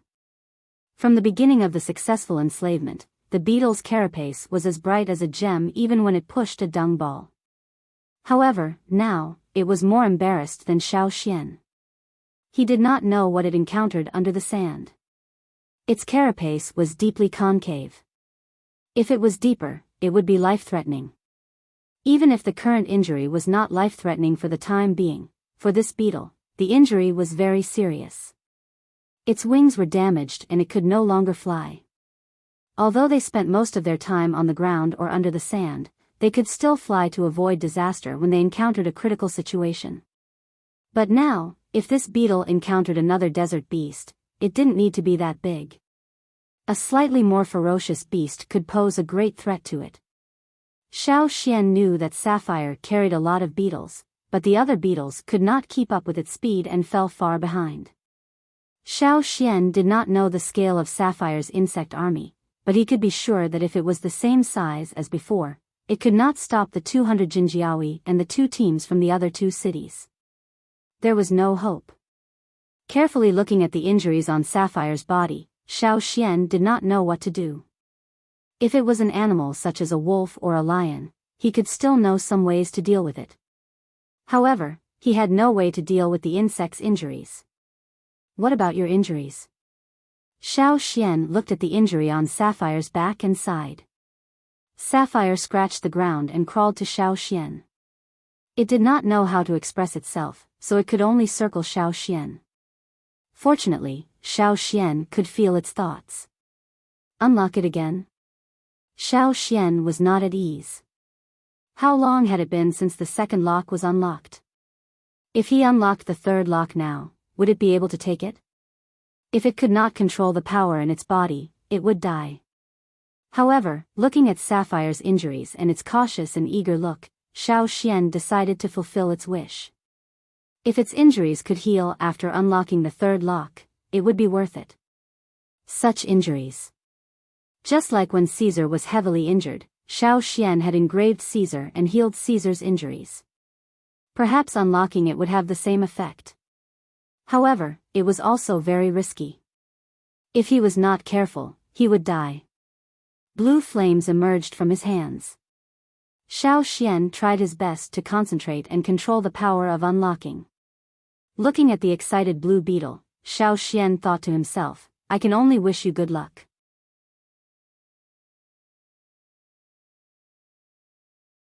Chapter 350. After the third lock was successfully unlocked, whether Sapphire could survive or not depended on itself. Originally, Xiao Xian thought he could get the result in a short time. However, after the third lock was unlocked, Sapphire seemed to be asleep. It did not respond to the outside world and was in a state similar to dormancy. Xiao Xian was not at ease and planned to wait, but he had already heard the movements of the Jinjiawi. Xiao Xian admired the persistence of the Jinjiawi who were chasing after them. This was already the 10th day. In addition to looking for food and a short rest, the Jinjiawi spent the rest of their time chasing. Not only the Jinjiawi, but even the Jinjiawi's riding beasts that looked like camels and horses also had excellent endurance. They could withstand the cold and heat and could run for a long time. As for the people of Shaki City and Skywell City, who were originally following closely behind the Jinjiawi, they were getting further and further away. Seeing that Sapphire still did not move, Xiao Xian could not carry it and run. After all, the people and beasts behind him were chasing after him, not the beetle. Xiao Xian lifted Sapphire and put it on a sand dune. The surrounding sand moved towards Sapphire and hit it.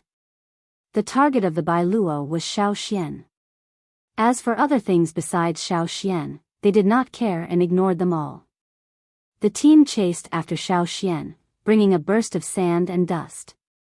The Bai Luo made a sharp beep sound, flapping its wings and pointing its long nose at Xiao Xian. When the dust dissipated, the place was restored to its original state.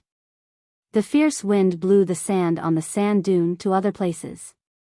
Soon, there were no traces of human activity. Xiao Xian felt that he had found a dead end for himself. Escaping to the left was the jurisdiction of Shaki City. Running to the right was the area of Skywheel City. Around here, he could already see some of the skywheel pillars that were not growing very well. Xiao Xian didn't know why he had run in this direction. When he came back to his senses, he realized that he had foolishly put himself in a dead end. He clearly knew that he shouldn't be careless when he was running for his life.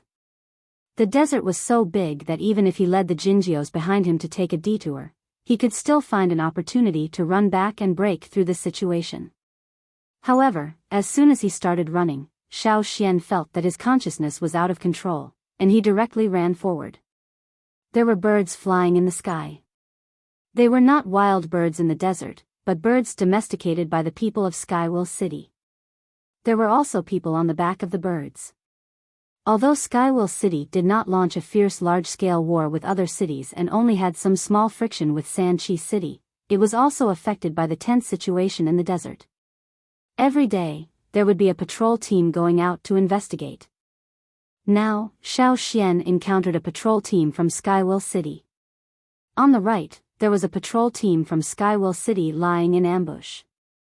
Behind him, there were Jinjios chasing after him. And in front of him, there was a cliff by the sea. It was reasonable to say that normal people should run to the left at this time, but Xiao Xian ran straight forward. In the eyes of others, he was really like a madman who was courting death. At this moment, Xiao Xian felt that his legs were not his own. He couldn't control them and rushed straight forward. His mind couldn't think of anything else until the moment he jumped. Xiao Xian suddenly woke up. Unfortunately, he had already jumped. Fuck. Falling from a high place, he fell into the blue sea and sank. Xiao Xian felt as if someone was dragging him down, and he was falling.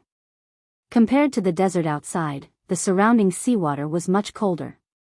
From the scorching desert to the sudden contact with seawater, and the deeper he sank, the lower the temperature became. The difference in temperature made Xiao Xian shiver uncontrollably. Originally, he planned to go upstream, but found that it had little effect. The water around him was flowing. This kind of water flow made Xiao Xian's scalp tingle. He was too clear about what this water flow meant. He held his breath and stopped the movements of his hands, not daring to move. The huge figure came closer from afar. The light above the sea allowed Xiao Xian to see the stripes on its body, as well as the fangs exposed from its huge mouth. Xiao Xian couldn't even compare to the other side's teeth. There were no claws, but the fin-like limbs did not reduce the power of this giant beast. Being stared at by those eyes, the timid soul probably flew away. The other side seemed to be uninterested in Xiao Xian, such a small person. It just swam around and did not leave. What made Xiao Xian even more desperate was that after he stopped paddling, the speed of his descent became faster. Even if his ability to hold his breath was good, it was impossible to hold in the sea forever. If this continues, he won't be able to leave alive.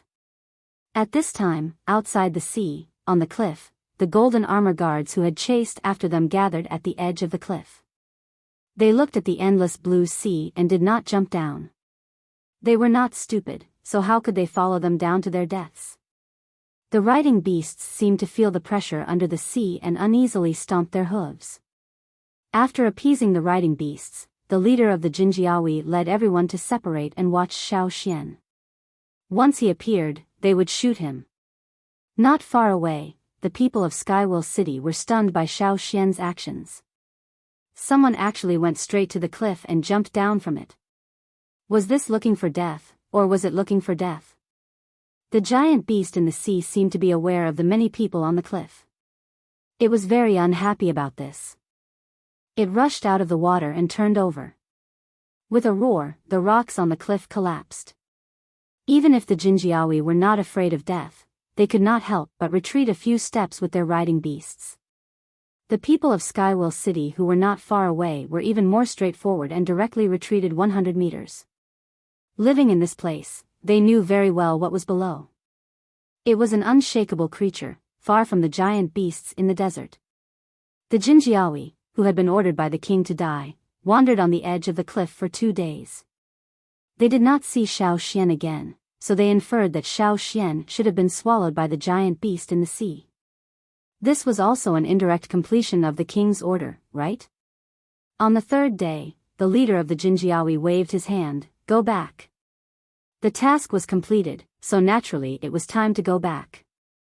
As for the people of Skywell City who were lying in ambush, they wanted to rob the equipment of the Jinjiawi. Unfortunately, in the end, they did not have the courage. They hesitated and saw that the Jinjiawi had gone away. "Forget it, let's wait for another chance next time," a man from Skywell City said. Their patrol team did not have enough people. The number of people was not much more than the Jinjiawi. If they really fought, they would definitely lose. "You say, the man who jumped was eaten by the giant beast, or sank?" someone asked. "Who cares, it's just a madman." The people of Skywell City went back. This trip was peaceful, and the road back to the city was smooth. The Jinjiawi was not as lucky as the people of Skywell City. Returning along the same road, they were blocked by a group of insects. Looking around, a large number of black beetles covered the sand. Boom! On a sand dune, the yellow sand was lifted. The blue carapace gradually revealed itself, and with the appearance of this beetle, the originally calm black tide of insects surged like waves. In Snowfield City, because some people attacked the palace a while ago, the losses were heavy. The Snowfield King, who was rarely injured, sat there with a gloomy face. He did not have a good complexion. He was also calculating the time, wondering why the Jinjiawi sent out had not come back.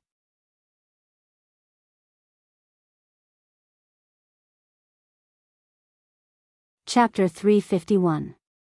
When the Jinjiawi was sent out, the Snowfield King said, "If you don't kill him, you don't have to come back." However, he was really angry. If he did not kill them, he would not kill all the Jinjiawi that he had painstakingly trained. However, what he did not expect was that his angry words would become a fact. In terms of individual combat strength, the Jinjiawi was indeed not outstanding. They were good at group battles, but the targets of their group battles had always been people and large desert beasts, not those small insects that could flexibly drill in and out of their armor and clothes. At the moment when the insect tide attacked, the Jinjiawi, who had always been calm, also panicked. The formation could not be maintained. The riding beasts that were bitten by the insects violently stomped their hooves, dodging left and right, but still could not get rid of the more and more intense pain. The chaotic formation of the Jinjiawi had dissipated a lot. Coupled with the riot of the riding beasts, the scene was even more unbearable. The Biyao that had been hiding in the Jinjiawi originally relied on their wings to fly in the air to avoid the disaster. Unexpectedly, before they could fly high, they were thrown down by the beetles that spread their wings. These Biyao were just domesticated tracking beasts, not combat type. Under the sweeping of the insect tide, it was difficult to resist. The screams, the beeping of the Biyao, and the clanging of metal were endless. However, the battle did not last long. Those who could break out in a short time had successfully escaped the encirclement of the insect tide. Those who missed the opportunity, even if they could still hold on, could not last long. The pain of being bitten by the insects meant that they had become the food of these insects. Soon, they would only become a skeleton. The people who broke out of the insect tide were injured and rushed in the direction of Snowfield City. As long as they could reach the territory of Snowfield City, they would be much safer. However, they were unlucky. As soon as they escaped from the insect tide, they encountered the people who had attacked Snowfield City several times. When encountering the Jinjiawi, those people may not easily start, but when encountering the Jinjiawi who were in a difficult situation, not making a move was simply a waste of the knife in their hands. After waiting for a few days, the Snowfield King finally could not help but feel the disappearance of the Jinjiawi. The Jinjiawi were personally enslaved by the Snowfield King himself. If they were ordinary low-level slaves, although he could feel it, he would not care. Whether those people were assassinated or because of other accidents, he was not interested in paying attention. Anyway, there would be slaves dying every day. If they were not important slaves, he would be too lazy to pay attention. However, the Golden Armor Guards were different. Ever since he sent them out, he had been paying close attention to them until the connection between him and the Golden Armor Guards was forcefully cut off by the scythe of the Grim Reaper. Then, he was hit by a dull hammer, causing him to have a splitting headache, and he could no longer remain calm. Bewilderment, panic, and disbelief. The Snowfield King suppressed all kinds of emotions in his heart and sent out a team of people to look for the Jinjiawi. Even if they only found the bodies, he wanted to know how those people were killed and where they were killed. The people who went out followed the route that the Jinjiawi had used to chase Xiao Xian. They searched all the way, but they never found any traces. The people who attacked the Jinjiawi had already erased the traces. Not even a bone or a stone would be left. Coupled with the desert climate and sandstorms, when the Snowfield King sent people to look for them, nothing was left. The team looking for the Jinjiawi came to the place where the Jinjiawi had encountered the insect tide and found some traces. However, when they saw those, everyone had the same feeling, as if they were in an ice cellar. Under the scorching sun, they only felt the chill on their backs rising sharply.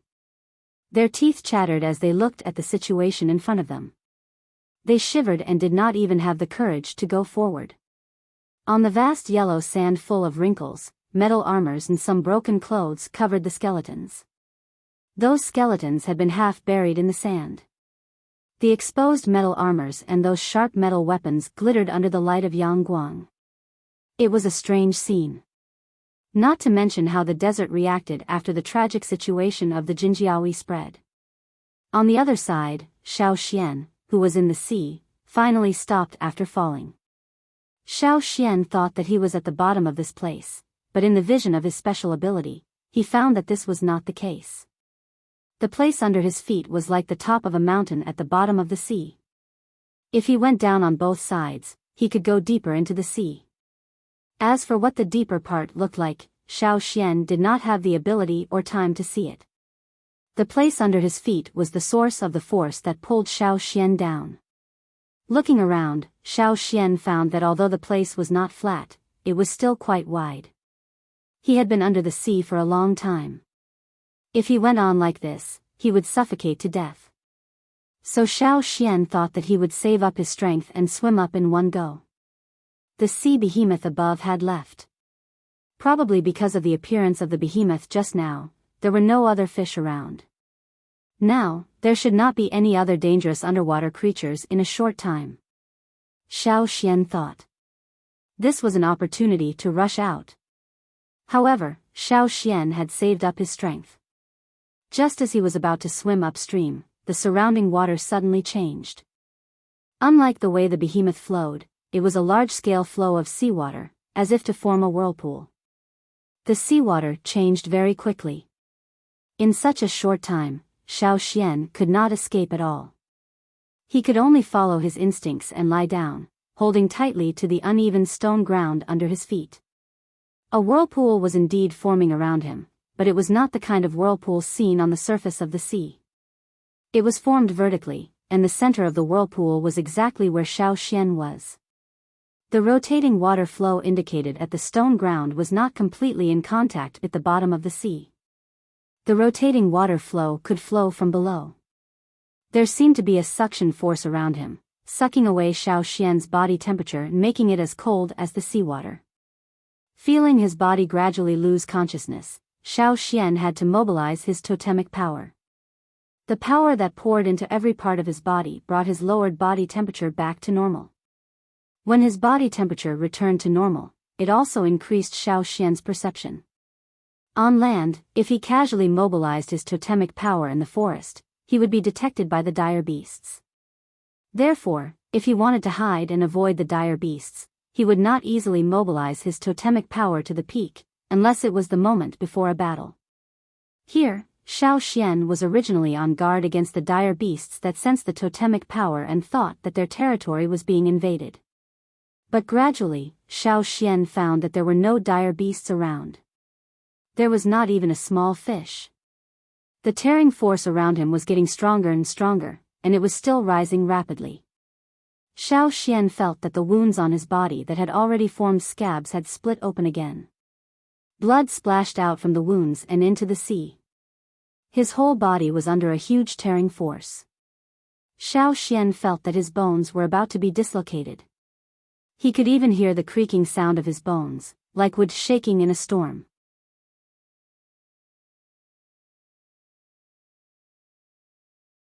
Chapter 352. Gritting his teeth, Xiao Xian endured the dizziness caused by the lack of oxygen, as well as the pain of his bones breaking. All he could do was to hold on tightly to the uneven stone surface. He knew that if he let go, he would be pulled out by the force and become part of the whirlpool along with the seawater. If that was the case, there would be no chance of survival. It was as if a huge invisible net had formed around him, and any creature that touched this net would be caught. Under the strong tearing force around him, Xiao Xian had no time to treat the open wound. He could only mobilize his totemic power to close the wound as much as possible to reduce the bleeding.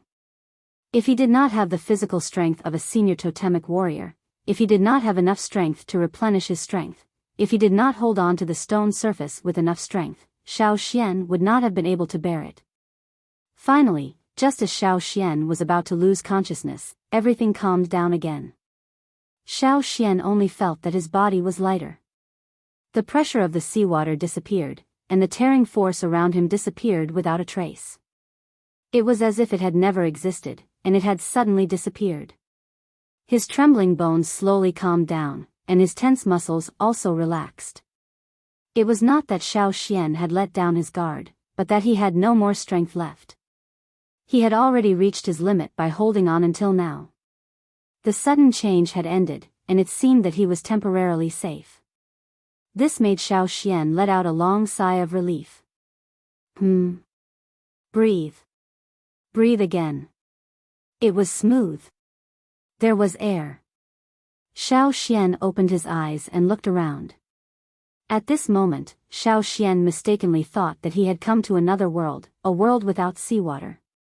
However, after carefully observing his surroundings, Xiao Xian found that he was still holding on to the stone, and not far behind him was still the cliff at the bottom of the sea. The difference was that at this time, the seawater in this place was almost all gone. His clothes, hair, and the few seaweeds on the stone surface were all dried up as if they had been drained of water.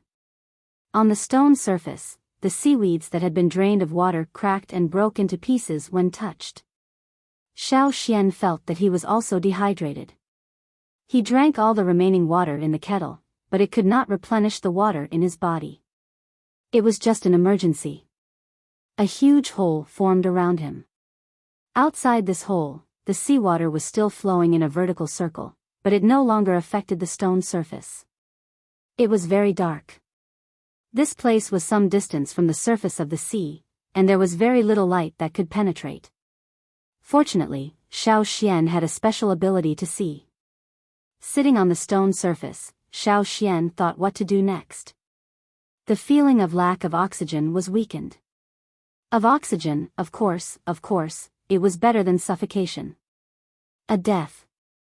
After calming down, his physical strength gradually recovered, and his mind gradually became clearer. He wanted to go out, but he did not know when this would. Should he stay here and wait, or should he walk along the long stone path in the hollow? Not divination. There was no rope on his body. Should he use cloth? This time, Xiao Xian did not intend to rely on the divination method that he did not know if it would succeed. Instead, he followed the shaman's words. When faced with difficulties, seek answers from the totem flame. When in darkness, the fire will light up the path ahead. It was just like when he was trapped in the King Stoneworm's cave. Closing his eyes, Xiao Xian felt the totem flame in his mind and carefully observed the movement of the flame. At this moment, his will almost merged with the flame. the flame jumped and floated to one side. Once, twice, thrice, after confirming that the movement of the flame was not accidental, Xiao Xian opened his eyes and looked ahead. In front of him was the direction of the flame. It was also a path that he could not see the end of and could not guess the future. Looking at the whirlpool of seawater around him, Xiao Xian took a deep breath and lifted his feet. Hesitation would only waste time. Since he had made a decision, he naturally had to act quickly. Xiao Xian did not know how long this hole would last, or if it would disappear halfway. But since the fire had made this choice, he would try. In fact, even without using the fire, he had the intuition to move forward. Indeed, it should be safest to stay here and wait for the change to disappear and then return to the surface. But Xiao Xian still intended to follow his intuition and the fire's choice. Even if this was a path of no return, he would continue. The surroundings were very quiet, as if all the sounds of the outside world had been blocked. Only the sound of Xiao Xian's footsteps could be heard. It was empty, as if Xiao Xian was the only person left in the world. When he was hungry, Xiao Xian scraped the dried seaweed from the stone ground to eat. It was very rare to see seaweed that could still cling to the stone ground under such a strong tearing force. It did not taste good, but it did not take much to replenish Xiao Xian's strength, so he would not starve to death. Xiao Xian also discovered that even though the seaweed had been drained of water, its roots that were deeply embedded in the stone ground were still intact. If everything returned to its original state and seawater covered this place again, it might continue to grow normally. It was really a strong plant that could survive in extreme environments. The further he went, the darker the hole became. At first, Xiao Xian could still feel an extremely dim light coming from above, but as he walked, that dim light disappeared. Xiao Xian did not know how long he had been walking in this dark hole, nor did he know how long he had been eating the dried seaweed. Every day, except for the time spent resting and eating, he had been running forward, fearing that the hole would return to its original state in the next moment and he would be buried in the sea. This sense of pressure had been urging Xiao Xian to run faster. He also had a water source. He carried the rain stone given by Yang Sui, which could condense water. This hole was only drained of water in a short period of time, but after the hole was formed, the water on the rain stone could still form normally. Moreover, he did not know if it was because he was at the bottom of the sea and was surrounded by water, but the speed of condensing water in this stone was much faster than in the desert. Xiao Xian was very lucky to have this stone with him, otherwise, he would have died of thirst. When Xiao Xian's taste buds were not sensitive to the seaweed, there seemed to be some dim light around him. Xiao Xian did not know if this was a short period of time, or if he was approaching the end. When he saw a mountain wall, he was sure that he had reached the end. The hole ended here, and the stone ground was close to the mountain wall. However, the surroundings were still the same. Xiao Xian had no choice but to continue waiting for the sea to return to its original state. Every day, he still maintained the same state as when he was on the road, eating, drinking, running, and exercising to maintain the best physical strength and state to face the powerful tearing changes that might happen next. After a while, the movement of the sea finally changed. The air was pulled away in the blink of an eye, and the surrounding water vapor gradually thickened, and the powerful tearing force reappeared. Holding his breath, Xiao Xian, who was ready, calmly hugged the stone ground. When everything was over, Xiao Xian swam desperately upward. Splash, his head emerged from the sea and breathed in the air with the smell of the sea. Because he used his special vision ability most of the time in the sea, it did not take long for him to adapt to the bright world. Opening his eyes, the dazzling Yangguang made Xiao Xian fall into a trance for a moment. He even felt that he did not know what year it was. In front of him, it was not a high cliff, but a piece of land. Some columnar cacti grew on the land, and some animals that looked very similar to camels stood up and bit off the flowers from the columnar cacti. A camel chewed on a cactus flower and looked at the sea. When it saw the people on the sea, it flicked its long ears twice.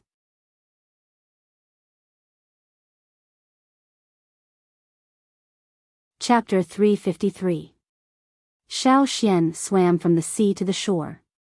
There were no other creatures in the sea because of the changes in the sea below, but once the changes were over, more sea creatures would appear here. Xiao Xian didn't dare to take the risk.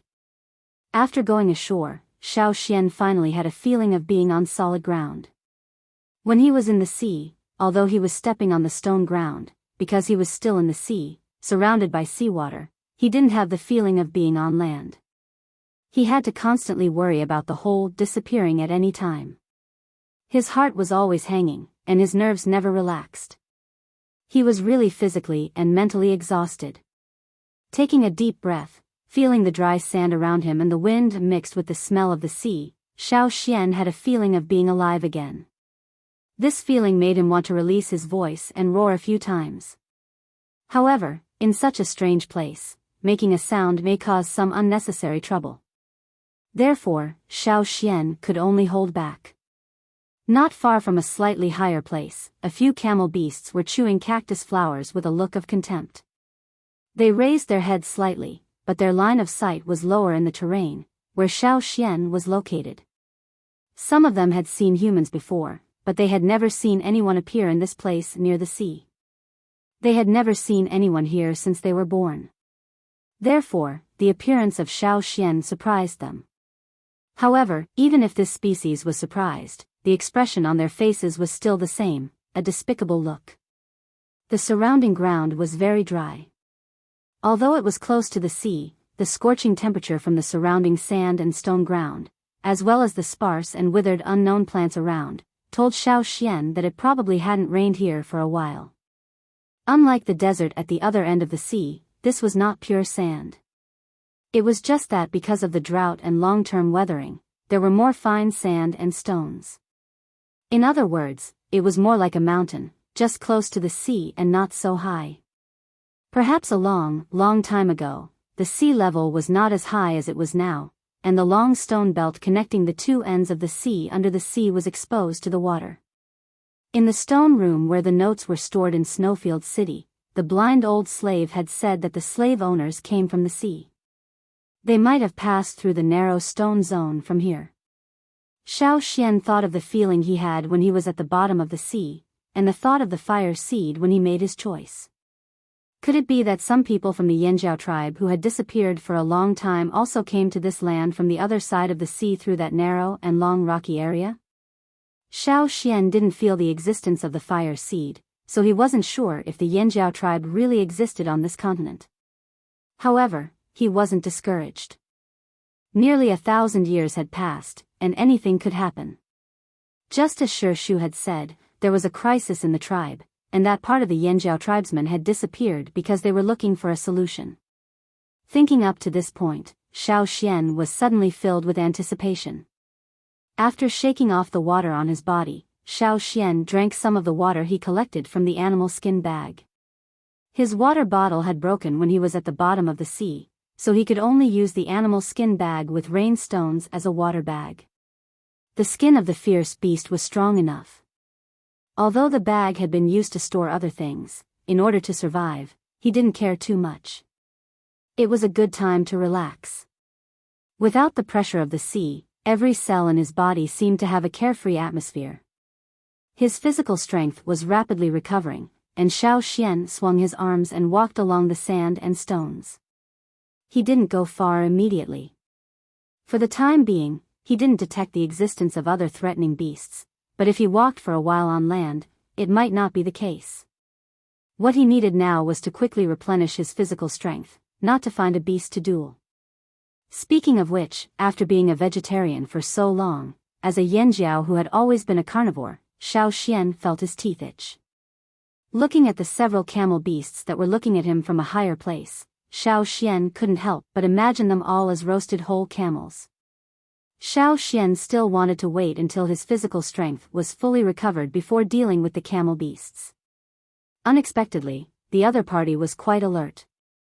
It seemed to be aware of Xiao Xian's intention. It raised its head and turned its neck, turned around, and left. It didn't give Xiao Xian any extra glances. Xiao Xian, seeing the camel beasts leave, Xiao Xian didn't chase after them.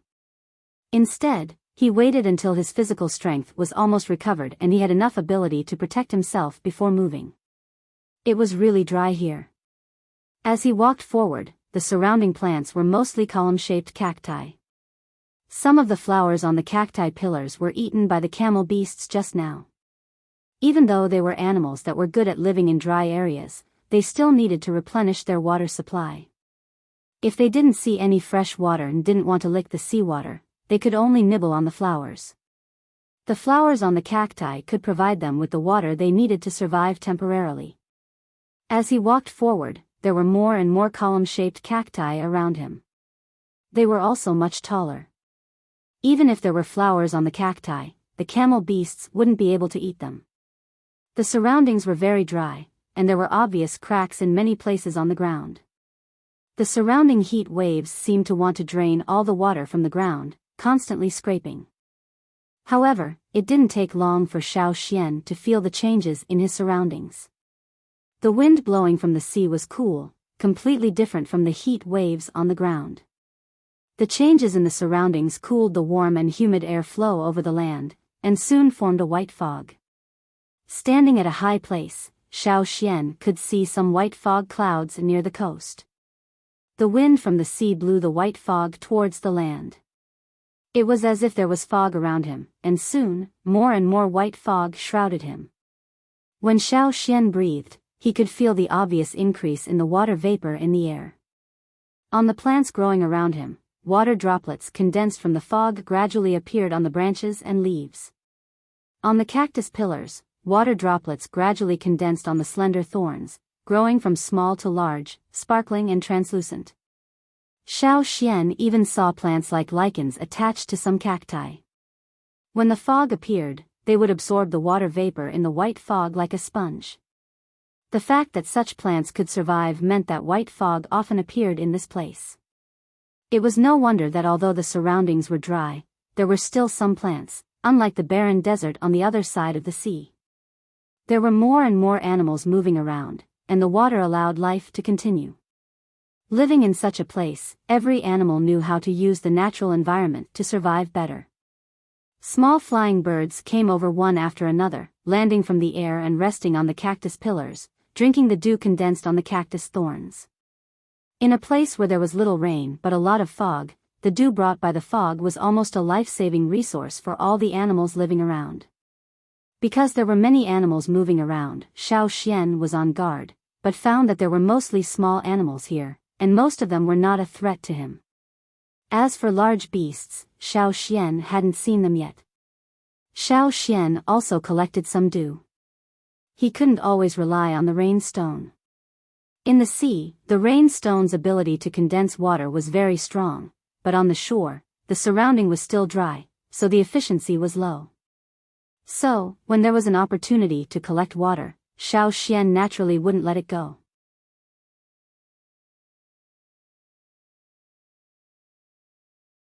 Chapter 354.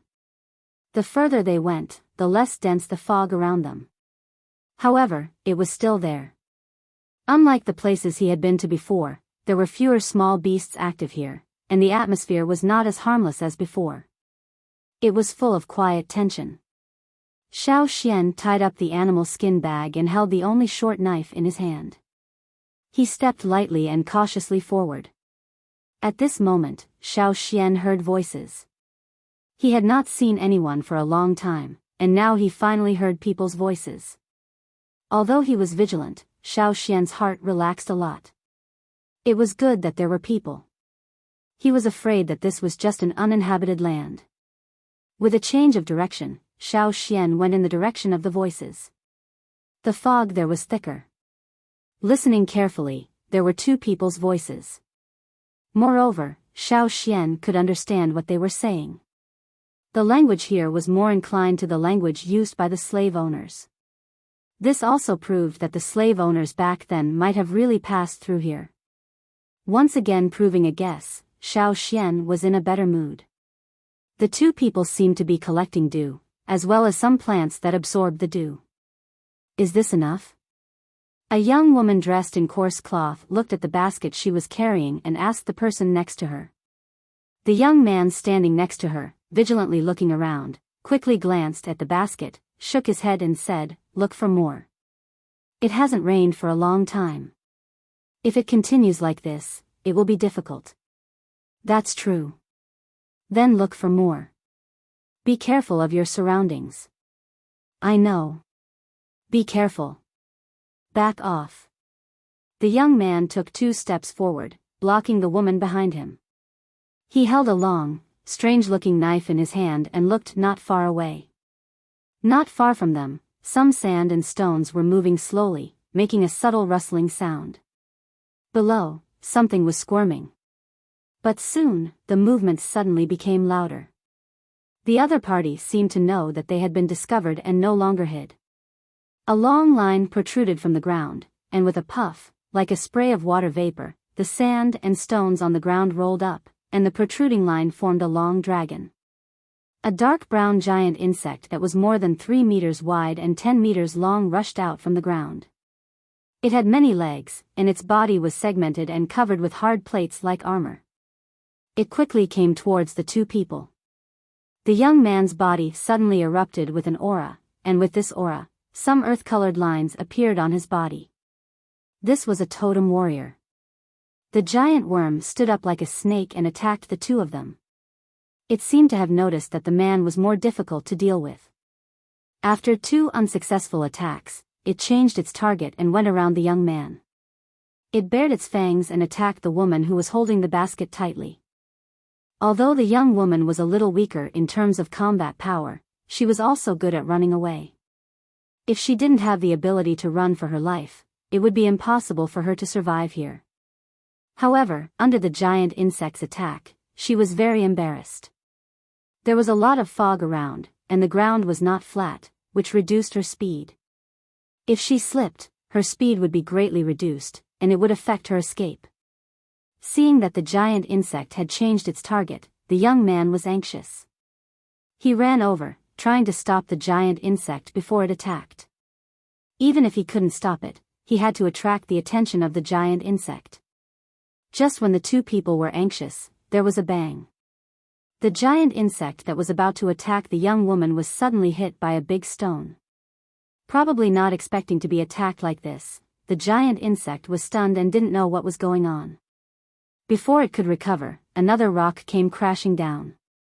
This time, the force was stronger, fiercer, and more accurate. It directly hit its 2 open fangs, causing it to almost fall over. When the giant insect stabilized, crack! A tooth fell from the giant insect's mouth. The other tooth of the giant insect wasn't so bad, but it was still hurt. Even if its body was hard, it couldn't withstand one big stone after another, not to mention that it lost a tooth. How could it continue like this? There was no sound, but the giant insect's actions showed that it was angry. No one would be able to remain calm if a tooth was smashed off while hunting. Abandoning its original prey, the giant insect turned to look for the source of the stone. It had already sensed the location of the person who threw the stone. The vision of the average person was limited in this kind of fog, but the giant insect was different. It could even accurately find prey within a few hundred meters in the thicker fog. The furious giant insect rushed in the direction of Xiao Xian. Originally, it thought that the little guy who threw the stone would definitely run away when he saw it coming, so it would have to spend some effort to chase him. However, the reality was completely different. The person who threw the stone not only didn't run away, but also rushed straight in its direction. Looking at the momentum of the rush, it was not afraid at all. Xiao Xian hadn't hunted for a long time. He had been repeating the boring activities at the bottom of the sea, eating, drinking, sleeping, running. As a Yanjiao, he probably yearned for the exciting hunting life in the mountains. After coming ashore, his hands began to itch. When he saw the group of camel beasts, he almost made a move. If it wasn't for the fact that he needed to recover his strength, he would have done it long ago. Now that he saw the scene in front of him, of course he had to make a move. The totemic power in his body exploded. At this moment, Xiao Xian could even hear the powerful beating of his heart, like the beating of war drums before a battle, encouraging him. His blood was surging, and every part of his body was filled with a sense of impatience. How long had it been since he felt this way? After a long silence, Xiao Xian once again found the carefree and hot-blooded feeling he had when he was hunting in the mountains with the same tribesmen. His strength, unwilling to be silent, became fierce, like the waves of the sea, as if it was going to sweep everything away. Every step he took on the ground made a roaring sound, like a heavy beast's paw slapping the ground. Compared to the two people before, Xiao Xian at this moment was more like a fierce beast living in the mountains. It was refreshing to stretch out with full strength, then retract, then suddenly explode in the next moment. Just as the giant worm stood up and was about to attack, Xiao Xian stomped on the ground. The sand and stones under his feet exploded, and the air was blown into the air by this stomp. Much of the fog was dispersed. The tyrannical force propelled his body forward, and Xiao Xian rushed towards the giant worm like a cannonball. He broke through the fog and kicked the giant worm's throat. That was where the giant worm's fangs and two long forelimbs could not reach. The giant worm had actually felt Xiao Xian's aura before it attacked, and hesitated. But it was too late to do anything now. Retreat? There was no way to retreat. Even if it felt that something was wrong, what could it do? Xiao Xian's kick was faster than the giant worm's, and it had no time to react. Bang! The sound of the collision was like a huge hammer hitting a mountain rock, and it sounded in this world shrouded in white fog. Taking advantage of the giant worm's change of target, the young man from before took the girl a little further away. Then, he turned back to look at the giant worm. At first, he was still thinking about who had come to help them so that he could immediately return to fight with the other party. However, when he turned his head, he saw the clear body of the worm flying out of the fog with a loud bang that made their hearts skip a beat. Flying, the eyelids of the two young men twitched at the same time, and they even had the urge to rub their eyes to see if it was an illusion brought on by the fog. After landing, the long body of the worm rolled a few times on the sand and stones, knocking down a few cacti. There were sounds of hard chunks falling around them, and one of them fell by the young man's feet. He looked at it and saw that it was the shell of the giant worm's scales that had fallen off. There was still some worm skin stuck on the inside of the shell, and the shell was used to protect the worm's body like armor, but a few pieces had been kicked off. This. The young man swallowed his saliva. Who the hell is this? Holding the saber in his hand, the young man thought to himself, even if I used the saber in my hand to chop it, it would be difficult to even leave a deep mark on the shell, let alone break the shell. The other party actually managed to kick the shell off. Hiss, from the looks of it, the worm's belly was kicked upside down. After being kicked, the giant worm that was rolling on the ground felt that Xiao Xian's momentum was still rising. Seeing that Xiao Xian didn't seem to be satisfied with the kick and wanted to do it again, it didn't care about the pain and quickly crawled into the ground. For a short time, it couldn't eat because of its throat injury, and the other injuries on its body also needed time to heal. In any case, it didn't plan to come out for a while. No, it would even leave this place and avoid it. When the giant worm left, the two young men who came out to collect dew nervously looked at the figure in the fog walking towards them. Although they were very grateful for the other party's rescue, they couldn't remain calm after seeing the scene just now. They were so nervous that their foreheads were sweating. They wanted to say something, but their throats seemed to be stuck. They opened their mouths a few times but couldn't make a sound. They didn't know what kind of tone to use and what kind of words to say. If they angered the other party, would the two of them also be kicked? Xiao Xian slowly walked in the direction of the two men. He had just finished the battle, and the power in his body hadn't calmed down. He was still lingering and didn't seem to be satisfied. The air on the surface of his body vibrated, and even the fog around Xiao Xian's body was dispelled. Running at the bottom of the sea for such a long time was tough and uncomfortable. Both physical and mental pressure had impacted Xiao Xian's body, but he did not weaken. On the contrary, it was as if his body had been tempered and became stronger. The leg that kicked the giant worm was slightly numb, but it wasn't uncomfortable or injured. When he rushed out, he seemed to already know that the kick wouldn't hurt him. When Xiao Xian came closer, the two men finally saw Xiao Xian's appearance clearly. Because he hadn't changed his clothes for a long time, Xiao Xian's cloth clothes had already become rags, revealing his body. The smooth lines of his muscles were like the hardest stone that had been polished. If they hadn't seen the scene with their own eyes, they wouldn't have been able to imagine how terrifying the power contained in this person's body was. The two men looked at the appearance of the person who had kicked the giant worm. He was quite young, and the other party looked at them with a kind and amiable gaze. He didn't give off a fierce feeling. From appearance alone, the two men really couldn't imagine that this person had such ability.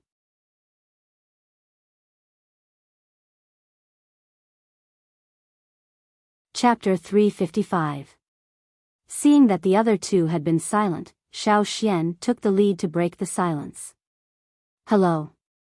Xiao Xian smiled at the two in a friendly manner.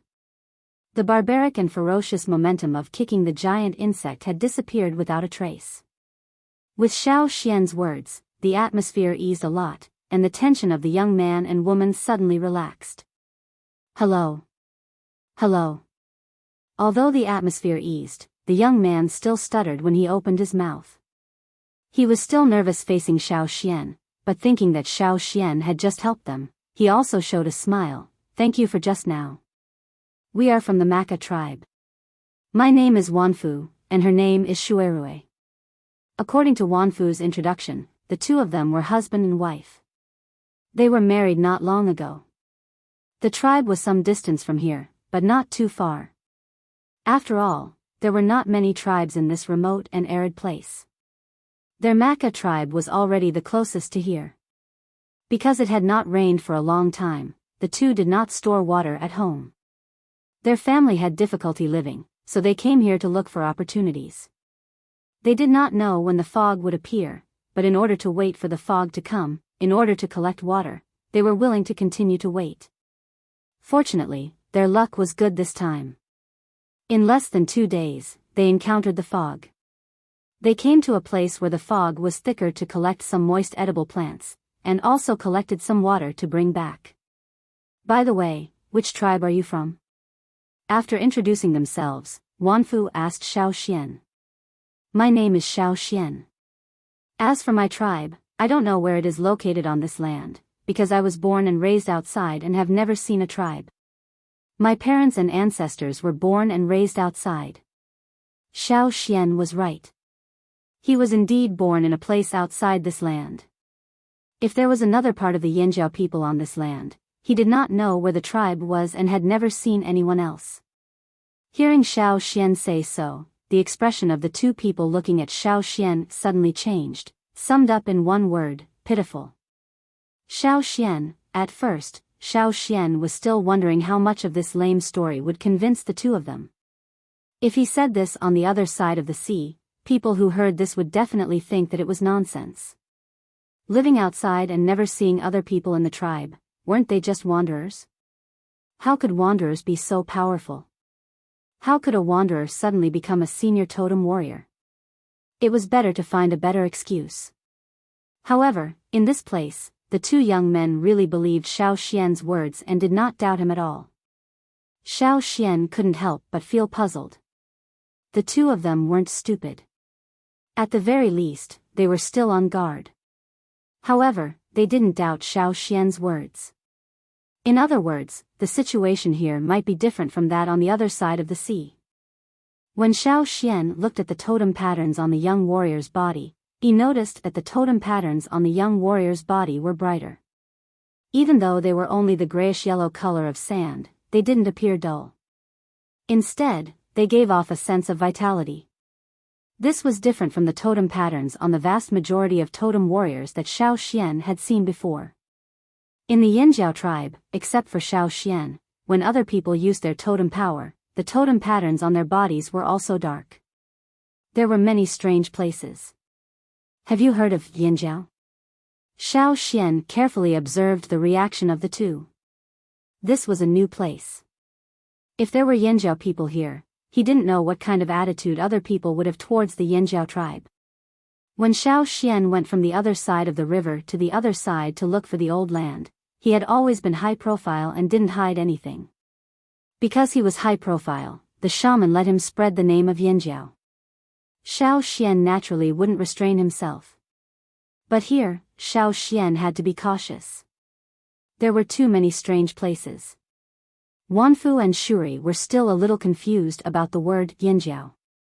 The word was unfamiliar to them. Is Yinjiao the tribe of your ancestors? Or is it something else? Wanfu asked.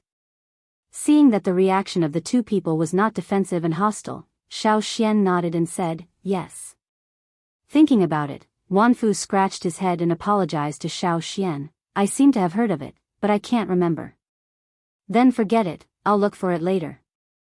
Xiao Xian was slightly disappointed. Wanfu and Shuri saw Xiao Xian like this, and their hearts once again lamented, poor man. For this young man who had helped her and had a poor life, Shuri couldn't help but sympathize, pulling the corner of Wanfu's clothes.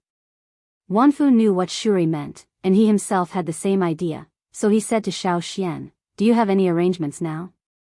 Why don't we go back to the Maka tribe together? We also want to thank you. Xiao Xian thought for a moment, well, then I'll bother you. He really needed a place to get to know this strange continent well, inquire more information, and get a complete set of clothes to wear. With Xiao Xian following, Wanfu and Shuri were much more relaxed. Knowing that Xiao Xian was strong, they were not too worried. There were not many threatening giant beasts here. Most of the time, they could solve it by themselves. Otherwise, they would not dare to come here with just two people. Encountering a giant insect was just bad luck. After chatting a lot with Xiao Xian, Wanfu also let go of some things and said a lot. We came out with the rest of the tribe. When we came here, we split up, and then we'll meet again in another place. There's no other way. It hasn't rained for a long time, and the spring water on the mountain has been cut off. Everyone's life is difficult, unless we go farther to find water. We don't want to go farther, so we came here to try our luck. Xiao Xian watched them squeeze the water absorbed by the lichen into the clay pot. They did not let go of the lichen. After squeezing the water, they threw it into the basket and brought it back. This lichen was edible. Following Wanfu and Shuri, Xiao Xian also learned some survival methods here, what things could be eaten, and what things could not be touched. If it rains, we don't have to run so far to find dew. Wanfu said with emotion. Although his mouth was full of emotion, he did not complain much. Living in such a dry place, he had long been accustomed to it. In his memory, there were longer dry periods, but they all survived. The methods were found by oneself. Only people who did not want to do anything and did not want to do anything would die of thirst. Seeing the appearance of Wanfu and Shuri, Xiao Xian glanced at the vines wrapped around a tree that was not thick. Some branches of the vines had withered because of the drought a few days ago. Xiao Xian casually tore off a piece, and his hands began to move. Wanfu, who was collecting dew and talking to himself, did not notice Xiao Xian's movements.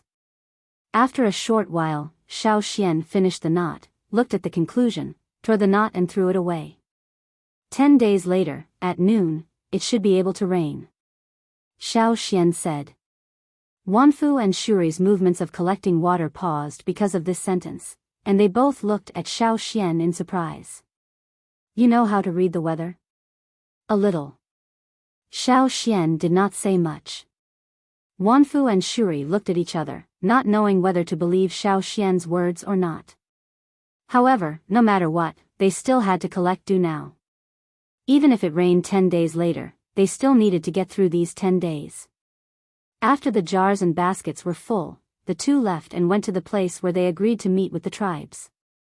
The further they went, the thinner the fog became, and the air became hotter. When they felt the scorching heat again, the surroundings were still dry and barren, far less vibrant than the fog-shrouded place. When they went to the meeting place, Wanfu hunted a beast, and Xiao Xian also hunted too. Although they were not as good as the giant worm, they had more meat. Even if the giant worm was a vicious beast, it did not have much meat and could not eat much. Xiao Xian, who has been a vegetarian for a long time, did not care about being picky.